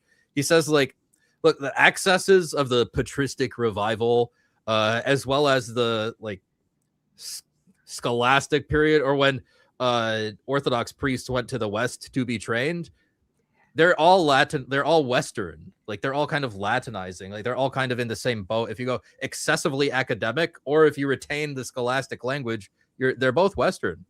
They're both in Western captivity. So that's why I think you see on Jay's channel, Father Deacon Ananias, a continual emphasis on the Cappadocians, on that period, basically up through St. John of Damascus, St. Photius, and then St. Gregory Palamas. Like that's a really important period, because that provides the lens of how to understand the next, like any sort of, quote unquote Western captivity, right? That would be the way to understand it. By the way, I want to add something. I remember when I was a Protestant, I was, I used to go to these kind of Christian apologetic and philosophy groups, and when I was younger, and people could do different present a paper or different things like that. There was a really interesting, I don't even remember what the book is, but somebody did a presentation on it. And these people were Protestant, and they took this guy's book. His thesis was the effeminization of the Protestant church. And the thesis was that this began in World War II significantly, that when all the men left the church, there was a lack of male leadership, the women stepped in, and that's when all the language became Jesus, my boyfriend, touchy-feely. And so I think there may be something there too, that again, I'm not sure if Protestantism always had this. I think that it's probably something fairly recent because of that and maybe other factors. Yeah, I think as recently as like 60, 70 years ago, maybe Protestantism, I feel like, was still mostly based. It was only around like the 60s, 70s, I think, that feminism started infiltrating Protestantism. FDA, are you Norwegian? Yes, I don't know how to read this. I don't. I don't speak Norwegian, but I'm Norwegian, Irish, and British. If you're British, you're Irish, and Irish British. Like the DNA, I did my DNA check, and that's what I am. But okay, we have we'll do like 15 minutes, I guess. So callers, please, we do have a few, so please try to be succinct, because again, like Father Deacon and I are both, we don't have all the time in the world here. We're gonna go with Leon. What's up, Leon? What's on your mind, dude? Hey, how's it going, Alex? So far, so good, man. What's up? Basically, I just had a question. I'm not Orthodox, but I'm inquiring. Okay. So, it's about Saint Barnabas and Josaphat. Oh, I'm not familiar with that, but go ahead. Basically, I guess people are claiming that it is a Christianized version of the Buddha story, but they are canonized saints. That's the issue. Saint what? Saint Barnabas and Josaphat of India. I don't know if this is one of those things where, you know how atheists claim like Yahweh is just a storm god, and like he later became the one God thing. But like this is, I don't know, it's really been plaguing me because these are two canonized saints. And basically it's not just like it's a Buddha story that was Christianized. That would be fine, but for me, it's questioning the canonization process, because isn't a saint someone that was alive and is with God who we can intercede with? Yeah. So if I mean, yeah, even if the story is not recorded in a way that's meant to be like historical proposition after historical proposition, like let's say some parts of the story are exaggerated, that doesn't mean that they are not sitting in the divine assembly. But I'm not familiar with the story, so I don't know. I don't know either. That's the thing. Like, I can look into it for you, maybe if you call in again, because that is an interesting thing to learn about. Yeah. But cool. Well, sorry we didn't have a straight up answer for you, Leon, but I'll look into that one. All right, thank you guys very much. God bless. God bless. Let's try to go fast here, gentlemen. Nectarios, what's up? What's on your mind? It's me, bro. It's me. We made the whole stream about me. I'm here to say hello and say God bless you. And I'm not angry. I'm not upset with anyone, by the way. I'm not here to argue. Why not? You probably should be. I mean, look. It's one of those weeks, isn't it? Like I said to one of my fathers, like there's demons on everyone's shoulder this week. We've all been acting. I just came here to say you that would know, forgive me. you? I would. I'm a terrible sinner. But I came here to genuinely say, because it's, coming to Pascha, forgive me for my transgression. Genuinely, truly. I don't want to go into Pascha anything negative. Forgive me, and I genuinely really hope that we can have a conversation at some point, genuinely. And I want to get someone in who would be willing. My father is really adverse to the online scene as a whole, so he just doesn't like that stuff. So he's not gonna. Which come one? on. My main one. Okay. But I Well, think I thank could you. probably. It does take some guts to come on here and apologize. So I will Amen. acknowledge that. But I still think you have some big problems. And look, if I said anything improper to you, I know I used very liberal use of language there. You are an Orthodox Christian at the end of the day. I do acknowledge that. And it's Look, I made my mistakes, and I'm not gonna pretend I haven't made my mistakes. And this whole thing for these years, we've all gone back and forth, and we've all been foolish in our rages at times. We've all done this, and this needs to stop at some time where we stop arguing in this way, because I, we can talk just about the things itself. If we're ultimately wrong, or if you guys are ultimately, whoever it might be, let's just figure it out. This doesn't have to be this way. Sure. And do you have anything to say about the sectarianism I talked about earlier on the stream? It seems like you outright admitted it. Well, to its sense, because what I'm basically trying to say is that the way the space was in a Okay, sense. man, but look, okay, I'm not trying to gish gallop. I'm talking very calmly here. Okay, I don't think you can say in any sense, dude. This is my thing. It's not quite so simple. Things obviously, there was already figures on both sides when I came into the community that were very opposed to each other. Now, I had a space already that was kind of just building over time naturally. Initially, it was just some friends of mine, started inviting people. And to be truth told, not saying bad about anyone, but there were people who were coming into the Orthodox Christian server to inquire, and they were asking difficult questions maybe, and they were just getting banned, silenced, quit out, and then they become scandalized. They think orthodoxy is not serious. And we used to talk to those people at first. Oh, please don't come to this server, we'll talk to you, yada yada yada yada yada. And then it just kind of grew into this place where when we started arguing, sides started forming, and it just became this thing. Unfortunately, initially it was kind of between us and a few figures that really just didn't like each other, and we offered dialogues many times, and many times we've always offered to talk. We've never ever said we won't talk, we won't come humbly, we won't say I'm sorry, anything. We've always said it, but we've always been met with refusals on the other end. Well, what do you have to say about like I don't know if I have seen you make disparaging remarks about the clergy, but certainly Mikos has gone out of his way to disparage clergy, to not just say they're not Christian, but to say they're anti-Christian. I mean, what do you have to say about that? That seems to be ubiquitous throughout whatever group you're a part of here.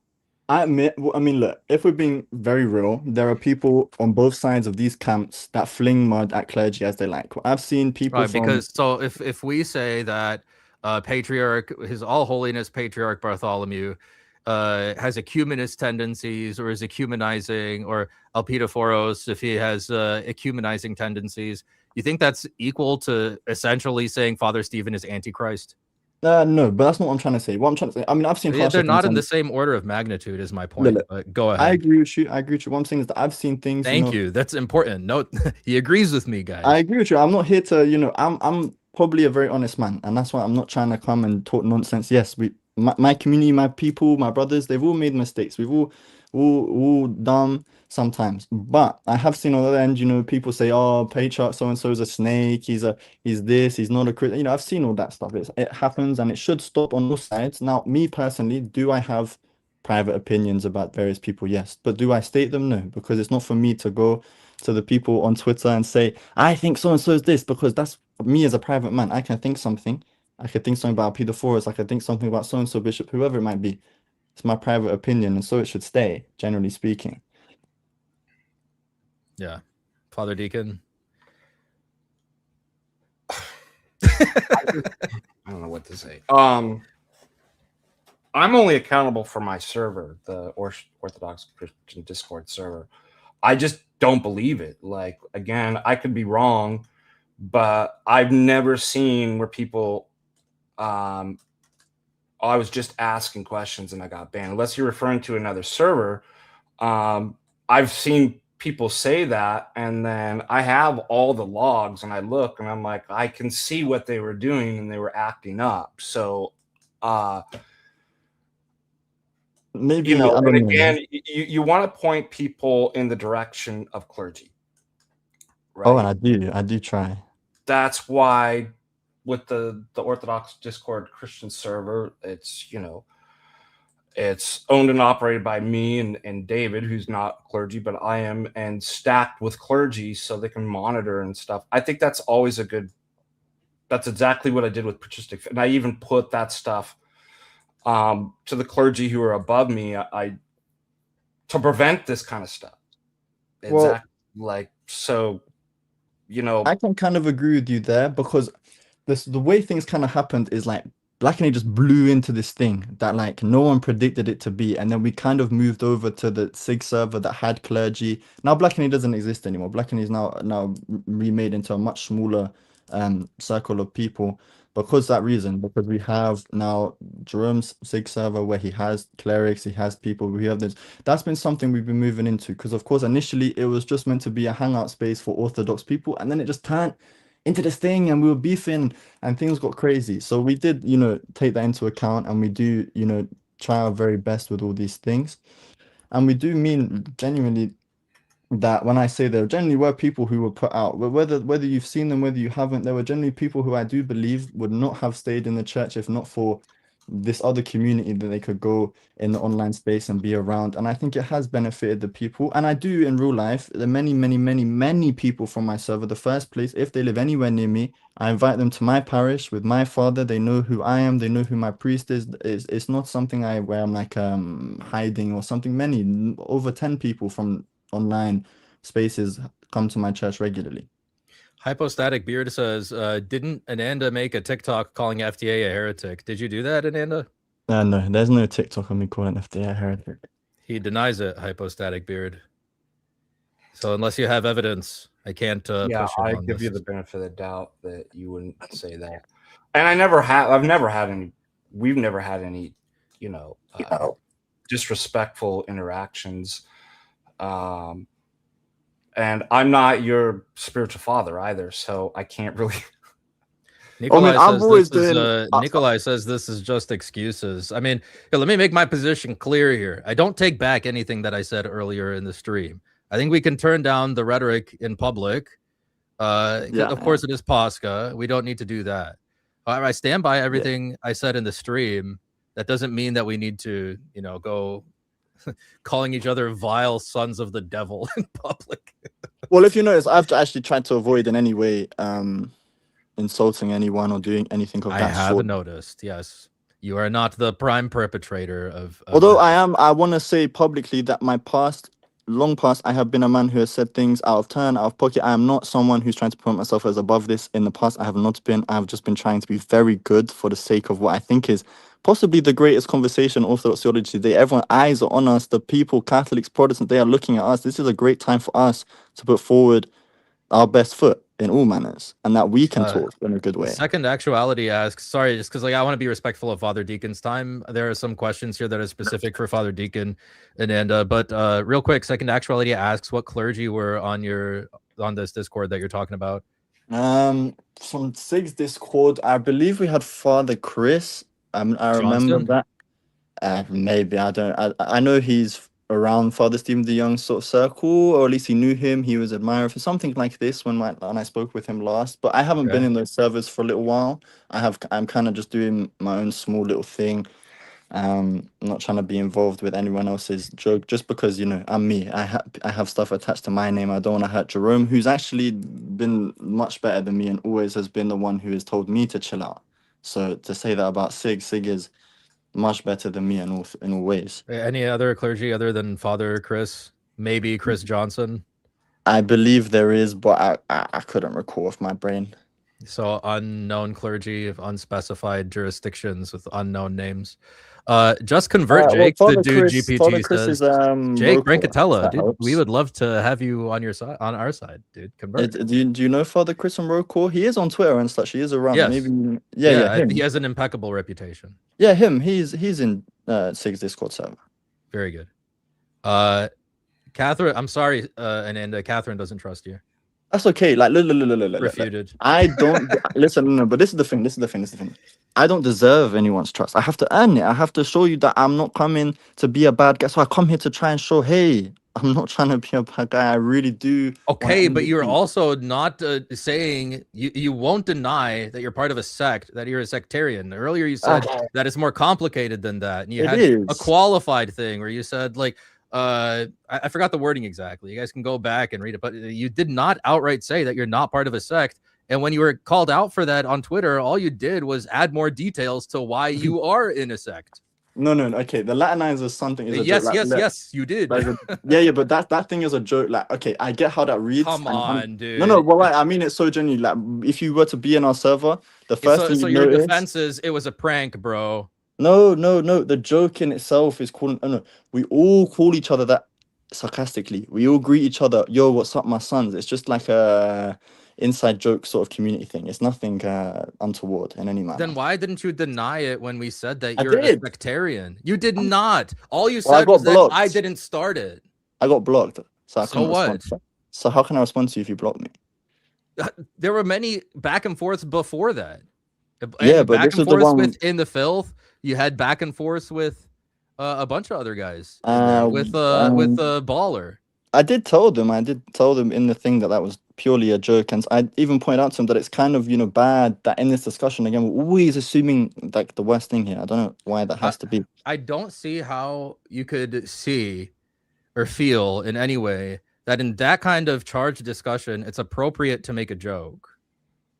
I don't think that's on the table there. Like I just don't believe that, man. Maybe I'm just too British. Forgive me.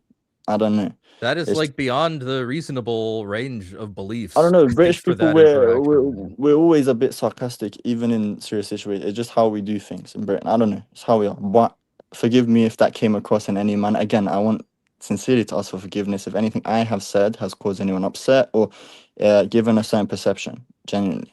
Okay, and likewise, but. Like I said, I don't think that that settles the other issues, but I do want to move on. So, if you have here, in a show of good faith and recognition that you too are an Orthodox Christian, I'll give you the last word here. Sure. Don't preach though. No, I'm not gonna preach. I'm not here to abuse your time. Thank you for your time. First and foremost, I want to say to everyone, thank you for giving me the time. That's what I really want to say. Just thank you for that, because that is genuinely charitable, genuinely great. And I just want to say that I hope in the coming 2 weeks when I'm traveling, I'm going to be in Greece and then the Holy Mountain, I'm going to talk to my fathers there, and hopefully we can sort something out where we can have a really great discussion in a good manner. Yeah. Thank you. All right. Well, God bless you, and Father Deacon, your blessing. Thank you. Likewise. Blessed Holy Friday, Pascha. God bless. Well, it took guts to call in. I have some super chats for you, Father Deacon. So I'll go through those. Super chat. Eric Coda says Bryce's argument is that theophanies can be created in one sense and uncreated in another. The incarnation is the greatest theophany, and Jesus' human nature is created. What do you think about that, Father Deacon? There seems to be kind of an either or here, that it's that. Yeah. Either you're seeing things that are created and you're using your physical organs to do that, or you're seeing something that's uncreated and you're using your noetic faculties. It's both and. That's why I said the theology of the icon. I have a paper on this. It's published that I've presented at multiple conferences. Is this, and that's exactly right. It's the incarnation, because our icon theology, the icon's based on the. So you're actually, remember what it says. If you see, the Son says, if you see me, you see the Father. You can't, right? So the two, it's a both and. Like, yes, you're actually physically seeing, and noetically too. You're with your heart, the eyes of the heart, actually seeing a spiritual reality that's in the created thing, but not the created thing itself. So it's a both and. Yeah, this is something that I've been trying to pin down myself recently too. And I read like Isaiah 60, and I say, well, if God's light is everlasting and the light on Mount Tabor, like the light itself can be uncreated. Well, why can't the fire itself be uncreated? Like I don't see like why not? Like why is that such a stretch there? Jake for $20 says, thanks again for the super chat, Jake, for the donation. Does that mean as an Orthodox Christian, you must affirm that something can be sensed by one or more of the five senses and be uncreated? Well, I think Father Deacon already talked about the noetic faculty, perceiving things with the eye of the soul. He says, for example, God appearing as a fire, the fire is uncreated and seen by the physical eyes. Yeah, both end. So you're actually seeing an uncreated thing, both know, and you understand, you're receiving that. And let's put it this way, you're experiencing it both in your noetic faculties and your physical sense organs, your physical eyes. Catherine says for $5 in the gospel readings yesterday, Matthew 27:47, it made me think of intercession of the saints crying out to Elijah. A good argument too. Yeah, I think it's a useful passage, because why else would they think that Christ is crying out to Elijah unless that was something that they did at the time? Iron Giant Man says, Iron Giant Man 007 says, my family actually founded the town of Lewiston, Montana, if Father Deacon is familiar with it. Yeah, that's amazing. Yeah, I put a wow on in the I chat. had no idea. Well, yeah, Hypostatic Beard is doubling down. He says Ananda did make a video a month back with a photo of FDA, Jay Dyer, etc., with the text "heretic" over their eyes, but now it's deleted. Why is he lying? Well, why is he lying? Is he lying? I guess according to Hypostatic Beard, he is. I never saw it, thank God. So I didn't see it. I'm not going to comment on stuff that I don't know about or haven't seen. That's how you get into trouble. Yeah. Eric Coda for $5 says, that's exactly Bryce's argument, FDA. Love you both. Have a good Friday. Blessed Holy Friday. Thank you for the donation. Last super chat here, $10. Ortho cards. The real blessing is having Alex and Cleve explode onto the scene. Well, thank you. Appreciate that. I have loved these panel streams. The best thing since Jay of Dyer and the Father Deacon Doctor exponential rise in Orthodoxy these past years. Yeah. Well, thank you for the kind words. I appreciate that very much. And the donation. I'm going to pull up two callers because we got my friend Nikolai in Korea. What's up, Nikolai? Hey. And we have Joshua T. Joshua, what's on your mind, dude? Oh, hello. How do you call? First of all, Romanian. So, sper că ai un Paște foarte frumos. Oh, thank you very much. I appreciate that. Și la voi la fel. Yeah. Thank you. Yeah. The second thing. So, how do you call? My parents were not. My mom was nominally Eastern Orthodox. I became evangelical, like because my parents were. I'm currently a Copt. Maybe I'll become Eastern Orthodox one day. You know, we'll see. I hope so. But I will, because I hope all the cops. I hope they just come into communion. But. Yeah. Okay. So I had one question, which was related to my readings of the early church fathers. So I'm just going through like the Ante-Nicene Fathers volumes, and at least until I finished Tertullian. So basically everything past then, there seems to be a very, very strong anti-violence. How do you call it? Like.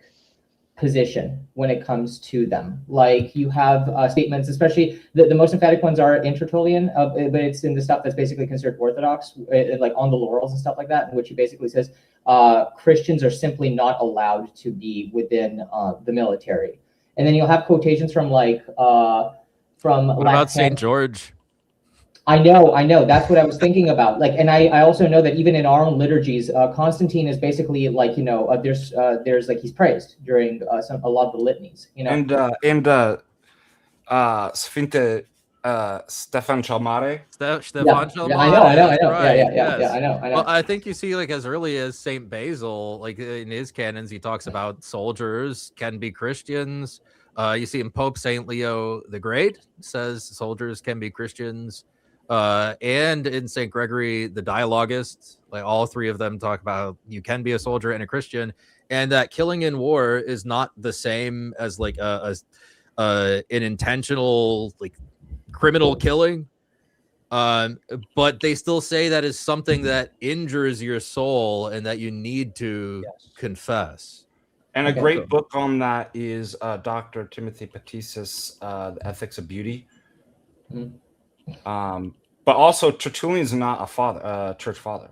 in the Orthodox True. Church. Okay. Yeah. I understand. It's made by the Anglicans, so they're just. It's just a historical witness. Yeah. Yes. So yeah, and then also I would suggest looking at the Code of Saint Justinian too, which is accepted by Orthodoxy in terms of Symphonia, right? That this is in the Orthodox Empire, all of the kind of from the civil sphere, and by civil I mean not the ecclesial sphere, things that are the laws that are codified in terms of the Orthodox ethos and empire. Okay, so there's no legal they would Saint Justinian would have had in there that Christians can't serve in the military or something like that. It's obviously, and it goes over all kinds of stuff between divorces, people violent, like it's a great actual text that's something that's received and accepted in the Orthodox Church in terms of Byzantine law. Yeah. Well, look up Saint Leo the Great's letter 167. Leo the Great, letter 167. And Nikolai, go ahead. I might have another citation for you here from St. Gregory the Dialogist. Yeah, I was going to say that you should also read On the Resistance of Evil by Force. It's excellent. It's kind of a memoir of people talking about Christians' duty to defend their countries and defend their people. And it's particularly that way because it heavily leans into what the white armies did to defend Russia against the Bolsheviks, right? Yeah. And I think that's an excellent book to also. Okay, so the issue is, again, like, I have not read the entirety of it, and again, as previously described, there are a crap ton of military scenes out there. The issue with it is, and again, how to call it, Protestant brain over here, but like it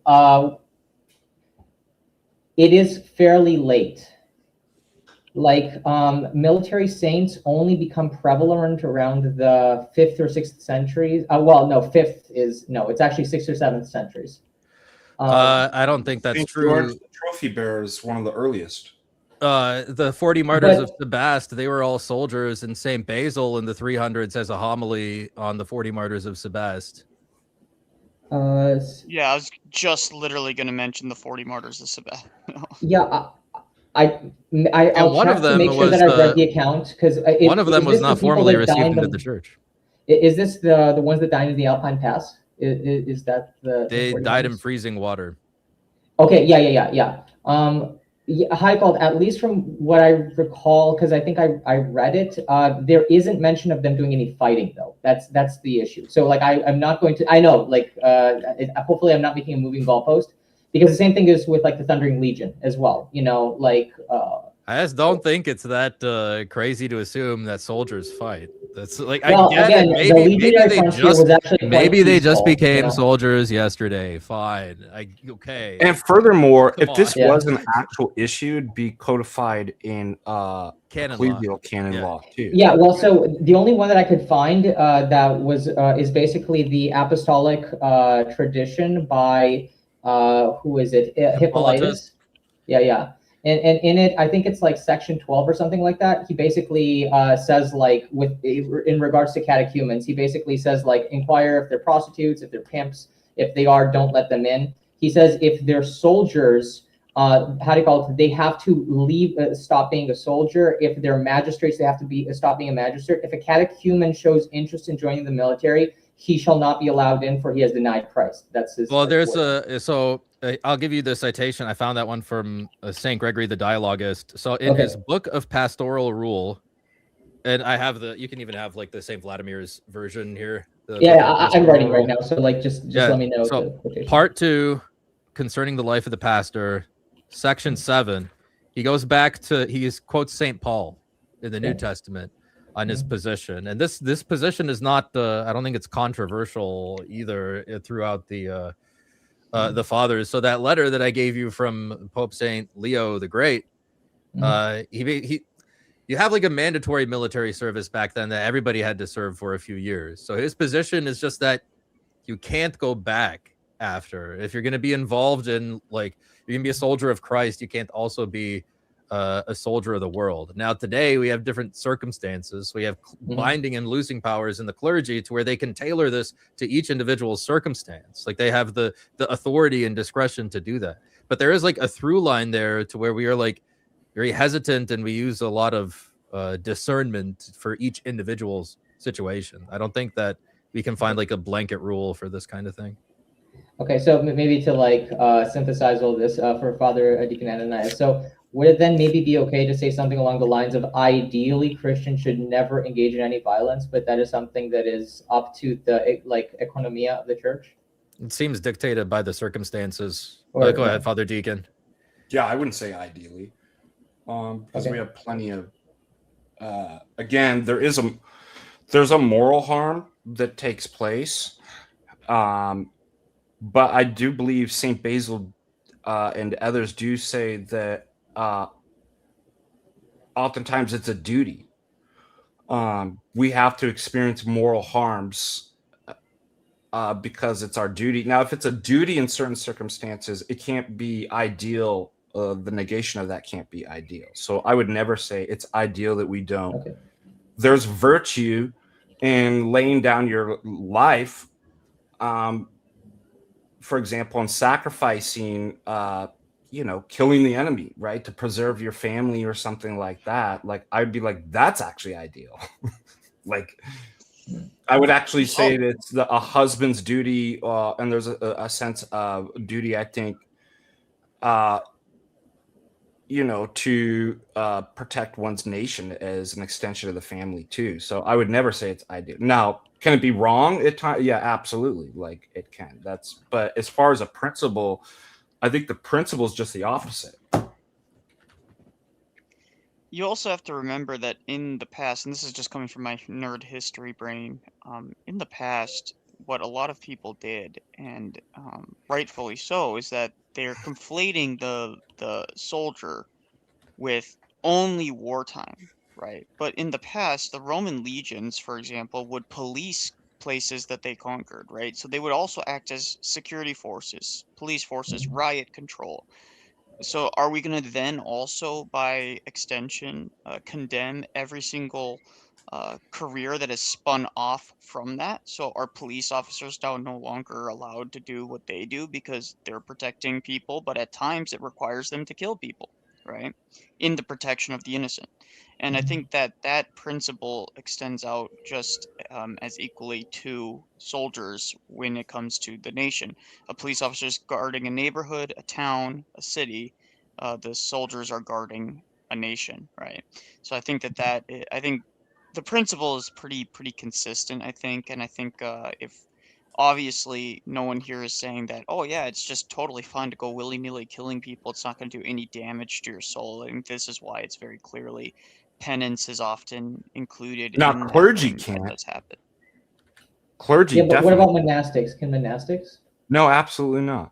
Yeah. No, monastics and clergy. Well, I would say because maybe we like actually have canons that specifically spell that out. We're not allowed to. Now, clergy could be in the military as far as chaplains or something like that, but like we can't actually spill blood. Yeah. Well, again, the take that basically I got, whatever that I kind of got from it. So there's also like Lactantius, and again, Lactantius was like tutor to both of Constantine's kids, I think. I get that, but does Lactantius have ST before his name? No, he does not. So yeah, again, the reason that I'm basically quoting this is in terms of like earliness. So that's the only basis of it. I understand when it comes to basically like sainthood, yeah. So, but yeah. Well, like I said too, I mean, we've got really, really early examples. Saint George, 3rd century, I believe, right? Look up Saint George. Yeah, no. So again, the issue is the not thing is, though, it doesn't even matter if you have saints going through. It's not what the saints actually say, because it's not binding. It's whether it's received. Mm-hmm. That's why those things, they could be part of it, right? The testimony of the church or something like that, but it doesn't hold any weight whether what a saint says apart from the Catholicity and the universality and reception of the church. So saints say all kinds of different stuff. They're not always correct about. They have different opinions on stuff. The legumina, right? So it really does. It's kind of a red herring. It doesn't matter what, even if you found early on that certain people had certain. All that means is they had certain beliefs. It doesn't mean that it represented anything universally as kind of a universal mindset of the early church, nor does it mean anything in terms of it carrying any weight or authority. Yeah. So I think it's just kind of a waste of time. Like, it's like, well, people said all kinds, like, there's all kinds of different ideas in the early church that were either incorrect or theologumena. Yeah, has to be received. But does that more or less answer your question, Josh? I think maybe we gave you some like resources, man. Yeah, no, I'll do the reading. I'll do the reading. I do got to close it out a little bit here. Yeah. Well, thank you so much, Brother Deacon and Alex. Yeah. So. Thanks, Joshua. We'll take one more caller, John Mondragon. Also, guys in the chat, I know you guys have been on Jake's case because he was waiting in the background. The reason why I'm not bringing him on, and I've been talking to him in the private chat, I told him this. It's not because whatever, like FDA is probably one of the most qualified people to talk to Jake about this. Nonetheless, I don't think we have adequate time to address and go into what he's to go into these issues. These are deep issues. So that's why I'm not having Jake on. He asked me to tell you guys that. So there you go. I'm not trying to do anybody dirty here or to make anybody look bad. Not on that basis. On actual valid bases, I'm not afraid to make people look bad. But John, go ahead. What's on your mind, dude? I'm just asking, like, I really don't know how to say this. Thank you for you guys to have me up. I'm kind of struggling a lot with, and I don't know where to go.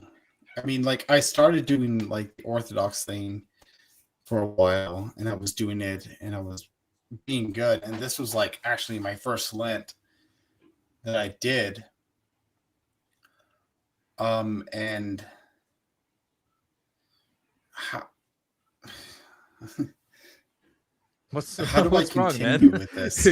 you okay? Well, no, it's just it's no, I'm fine. But like it's how do I continue with you had a rough Lent? orthodoxy? Yeah. How do you continue what? Like, I can't. Like Lent sucks. Like yeah, but it doesn't last forever. Give it a few more days. Why do you think we're all at each other's throats on Twitter, dog? Everybody's grumpy. Why do you think I look so tired? Can I real quick? I'm only 21 years old. Look at my face. Look how old I look. I just want to recognize in between Sundays in the chat real quick because he's my friend. When I met Jake Brancatella, he was also wearing a Spurs hat. So just beware of that as well, guys. Yeah. No, I mean, yeah. Sorry, what were you saying, keep John? this in mind too. My priest Yeah, I serve with no, said this. Fine. You can never fail at Lent. You could just do better next time. Well, like that's a really kind of freeing. We're all going to probably go to confession, hopefully, after Lent and kind of take inventory. And Father Russell's always, well, what did you learn? Isn't that a much better? Like, what did I learn during Lent? I'm like, I really like that.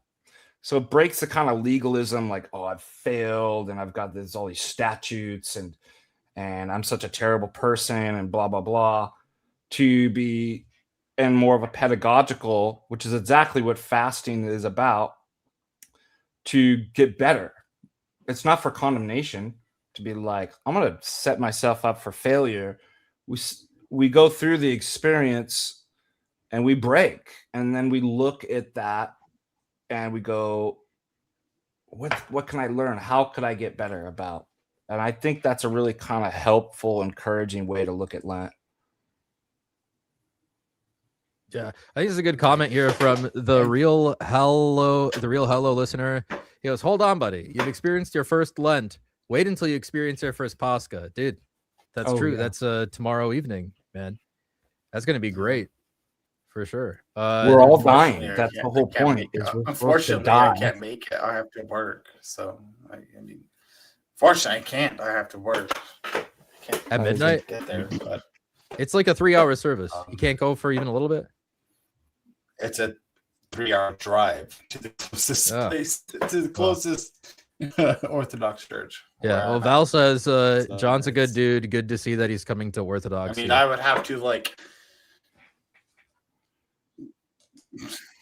Well, John, the great thing since we learned about PC, and penal substitutionary atonement, we will be a substitute. We'll be a substitute for you. We'll pray for you. Yeah. Yeah. Well, all right, John, your connection is kind of laggy, dude. My so dad is a Calvinist. Yeah, his connection was really bad, so I couldn't understand him. Yeah, and we got to close it out here anyway. Okay, I got to get going too. Jake says he literally just told you they don't have time for me. Guys, are you trolling, Jake? Jake, don't. My audience is like pretty good natured. We're just joking around, dude. We're just giving you a hard time. The icon corners, my former COC brain is like, what is this lack of legalism? Yeah, it's a lot of stuff in Orthodoxy is a case-by-case basis because we recognize everybody's different, dude. You can't have blanket rules. I want to see if there are any super chats for FDA. Saint Olav of Norway was an Orthodox Viking, says TMSAA3. Yeah, I've got I don't have it in this room. It's in the other room. It's a huge, I think so.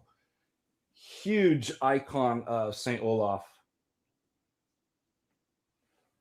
That's pretty dope. Yano says, would you as Eastern Orthodox say that Christ suffers only in his humanity? I mean, the divinity is impassible. So yes. Right, Father Deacon? I don't understand the question. Like, not to be confused or conflated with Zwinglian or Calvinist Christology. What's that? It says not to be confused or conflated with Zwinglian or Calvinist Christology. I think he's trying to get at the communicatio idiomatum. Sounds kind of it sounds kind of Nestorian, dude. The whole person goes into in death through taking on human nature, but like that's Hebrews too, right? He felt sorrow, he felt pain. Like that's people feel that, not natures. Exactly. And so the divine person felt it. Yeah.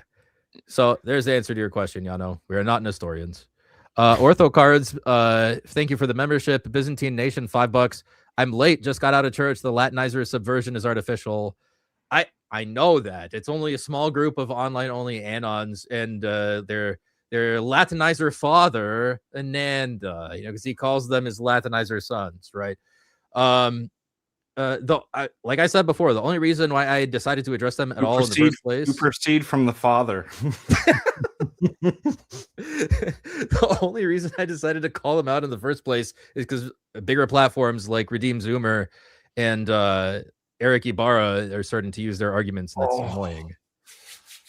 Travis Townley, $10. To my comment earlier, talking about Matthew 23, I was more specifically referring to verses 21 and 22. These two verses would be explicit enough. Even the other Paul couldn't refute veneration carries to the prototype. Well, today, the other Paul tried to equivocate between pews in an Anglican church and the cherubim on the veil separating the holy place and the Holy of Holies that's right in front of the altar of incense. So I don't know if anything will convince the other Paul on this one, but thank you very much. If he has to dig that much to find that. But I did have one question, and the only reason I really hopped on was to ask. Yeah, I was going to give you the last word here, Nikolai. Yeah, I just wanted to ask Father Deacon one question. I don't know if this is a short question, but I'll try. So I ran an argument, and I'm not sure if it's a good one, but I think it could be, and I want to get your perspective on it. So somebody was saying that, well, if you're unbaptized, by necessity, you're damned. This is some of the Latinizer guys running around, right? And I said, well, that can't be true because we have people that were in heaven unbaptized. And they said, no, everyone was baptized after the harrowing of Hades. And I said, well, that can't be the case because Enoch and Elijah were brought up. They didn't die. They weren't in Hades when Christ descended. And If they Enoch were and Elijah assumed are alive, still. yes. They were assumed alive. They were never baptized. Well, I mean, why And do it you was think never Elijah is explicitly made clear. an intercessor? Because they see him as on the divine assembly already. Yeah, and so they they weren't baptized in the way in which we would understand baptism as necessity to be in paradise in God's presence. Yeah, Is it's that a good is one. I like it. okay? Good. Now watch me tear it apart. No, I'm kidding. Well, I think like the whole like original sin necessitates that you go to Gehenna type of argument, which Mar Ruckus expressly said that. He's like, I think unbaptized, because the reasoning is if you take a really legalistic reading of John chapter 3, whichever chapter talks about baptism, it says you cannot enter the kingdom of heaven unless you're baptized. He says that means that you have an original sin. That means that you're guilty. That means that you go to Gehenna. But if you just read St. Gregory the theologian, and like, look, this is a theologian of the church, more or less, you have to believe what he says. This is a theologian of the church. He has a section on this. It's Oration. I was just reading through it. Oration 40. He talks about baptism, where he more or less leaves it up to God. He doesn't speculate as to where unbaptized infants go, and we should follow his example. That's what we should do. We should follow the example of the fathers. Like he says that they're not condemned, but like Father Deacon made such a good point last stream where he said, at the final judgment, at the white throne judgment, what are we judged on? Our deeds. They have no deeds that condemn them. How could they go to Gehenna? It makes absolutely no sense. Yeah. Someone could even because I've seen a saint, I think it was Saint Ephraim the Syrian, say that in one of his hymns, saying that infants actually do merit some meritorious deeds just by the fact that they suffered and died before their due time. So suffering is a form of interesting. That's an merit. interesting take. Yeah. But he's again his hymnology is not like obviously binding, but it is interesting to see that there are some saints that do speculate on that. So I think it's one of those things where there's a wide variety of views that one can take on that. Some people can take a more strong view that hey, they're all in heaven with God in God's presence. Some people can say, well, they're waiting until the final judgment, then God will do, how is he going to condemn them for their deeds if they have no deeds, like you said. But I think the one view that is just overtly obviously not approved in the church is that they all suffer in hell. Yeah. And so they all are in hell or something like that, which is separation from God by necessity, by the way. So even if they say it's kind of like a jacuzzi hot tub, it's actually kind of nice. It doesn't really matter. It's still ultimately separation. So. And by the way, I want to make one comment. We don't have time to go into this, but what all of these people fail to understand, so they'll go to the text and be like, the Council of Jerusalem says in Yash, by the way, is how you pronounce it. That's right. Yes. Yeah. Which I've been to. It's an awesome city. Yes, it's a beautiful city. Yeah. And anyways. Good seminary too. Yeah, there's a great story behind it. I almost ended up staying there. No way. Well, yeah, I got actually trapped in Romania. And Metropolitan, I had happened to meet with the Metropolitan, and he found out that they wouldn't let me fly back to the States. And so he literally called me and was like, we've got an apartment, seminary apartment, stay as long as you want. I'm like, yes. It's not the worst situation. That's like pretty cool. It was like a free food, and I'm like, yeah. Cool. Until my bishop was like, what are you doing? I'm like, well, excuse me. You got to come back to the United States. All right. So anyways, what they don't understand is that these positions that you're reading, there's philosophical presuppositions behind it. So you want to just argue with the text. You have no idea about the philosophical presuppositions that these are entailing or implying, right? So you can go back and forth and be like, well, the text, obviously it's very clear you don't know how to read the text. But what you don't realize, and I get in arguments always with the Reformed about this, is that penal substitutionary atonement in the Reformed view came out of nominalism and was influenced. It has, there's more basic philosophical errors that are committed than just what you're actually saying. And they obviously they know nothing about monoenergism, what that is, nominalism versus real essentialism, and all these different things.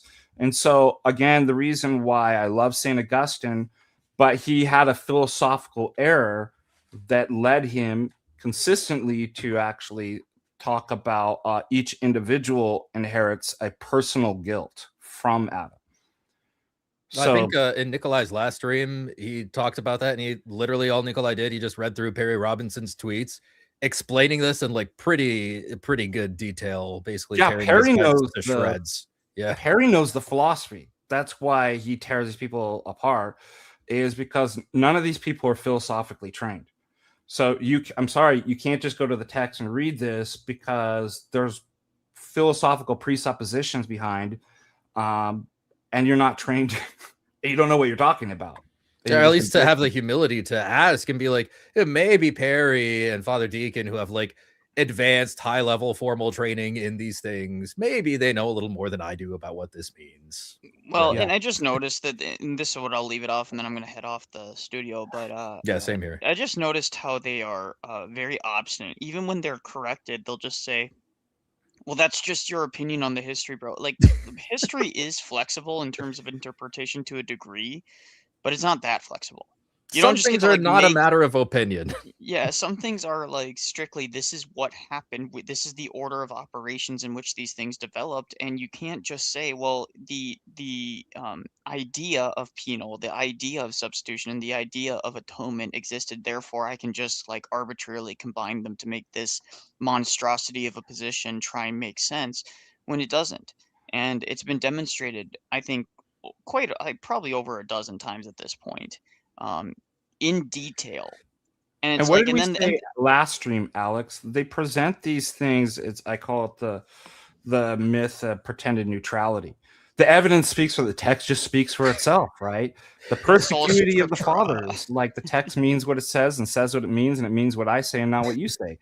And everything is philosophically and what we call in philosophy of science theory contaminated, right? You can't just be like, well, let's just look at the words. It's like there's ideas in history and philosophy behind all that stuff. Well, you see that so practically in the courtroom. Like when I think we were on Jay's stream and that atheist called in and he's like, what do you mean evidence is theory laden? And I was like, dude, the prosecutor and the defense attorney, they are working with the same batch of evidences. They have the same evidences that they're working with. And like one may emphasize one more than another. One may disregard some evidences, but they're all working with the same batch of evidences, and they construe different narratives, like what they want the jury to get out of it. Right. So obviously evidences need a theory or a lens through which you understand them. And I'll leave, again, I keep on saying that, but I'll leave it at this. Like even something as recent as Civil War history is highly contentious in its interpretation, and that's very recent, and we have way more documents than we could ever hope to imagine still existing from the Civil War. Letters, battle plans, the writings of those people in there. Now imagine going back a couple centuries further, and then a couple centuries further than that. There is less and less available stuff to actually create these narratives of opposition, when it's like, no, what survived is what was actually happened, right? And that's particularly true with the church, because we see this with the ecumenical councils. What survived was mostly the writings surrounding those people that were relevant to the ecumenical councils. You'll notice that there's a lot of saints that are not relevant to the ecumenical councils that died off. We don't have any of their writings. We know they existed. We don't have anything from them, right? So I think that's important to remember too, that we have a very narrow strip of what actually the church has dealt with and discussed and done. And really that's just almost stuff in English. It's almost like on a need to know basis, right? Like here's the stuff that needed to be passed down, that was important enough, like the essentials. So got a $5 super chat from Cool Dude. Says the only thing I'm Latinoizing is a carne asada burrito after Lent. Oh. It's pretty funny, dude. Here, I'll give you guys some soundboard, and then we'll. Righteousness is but filthy rags before God, Daddy. That's gonna send you straight to hell, amen. And where is that from, anyways? Nathan Rager, who's an IFB pastor that Cleve had on his channel for an interview. Cool guy, nice guy, but he's like very sound bitable, and I guess suitable to the topic of evidences and theory-laden proofs. And here's one for the evidence bros. Theologian. They talk about their hermeneutics and they talk about their exegesis. Sounds like a bunch of diseases. Hermeneutics and exegesis. Sounds like a bunch of diseases. Theologian. But funny. Father Deacon, any closing thoughts? I'll give you the last word here. Well, God bless you guys this Holy Friday, and we're going into Pascha. We made it. Do you believe it? And you know what's always weird? I'm always like, and the world didn't end. Like, it's not. I always feel that way about Pascha. Like, you're going into death, and the world's so crazy and all this stuff, and it's like we'll make it out of it, right? We'll be raised with Christ. So God bless all of you. And thanks for having me on, and Nicholas and everybody, and Jake out there. And sorry we didn't have more time to kind of get, but that's going to take some time to get into. But good questions. And Alex, thanks again for having me on. Anytime, PA. Yeah. Bye-bye. Blessed Holy Friday, everybody.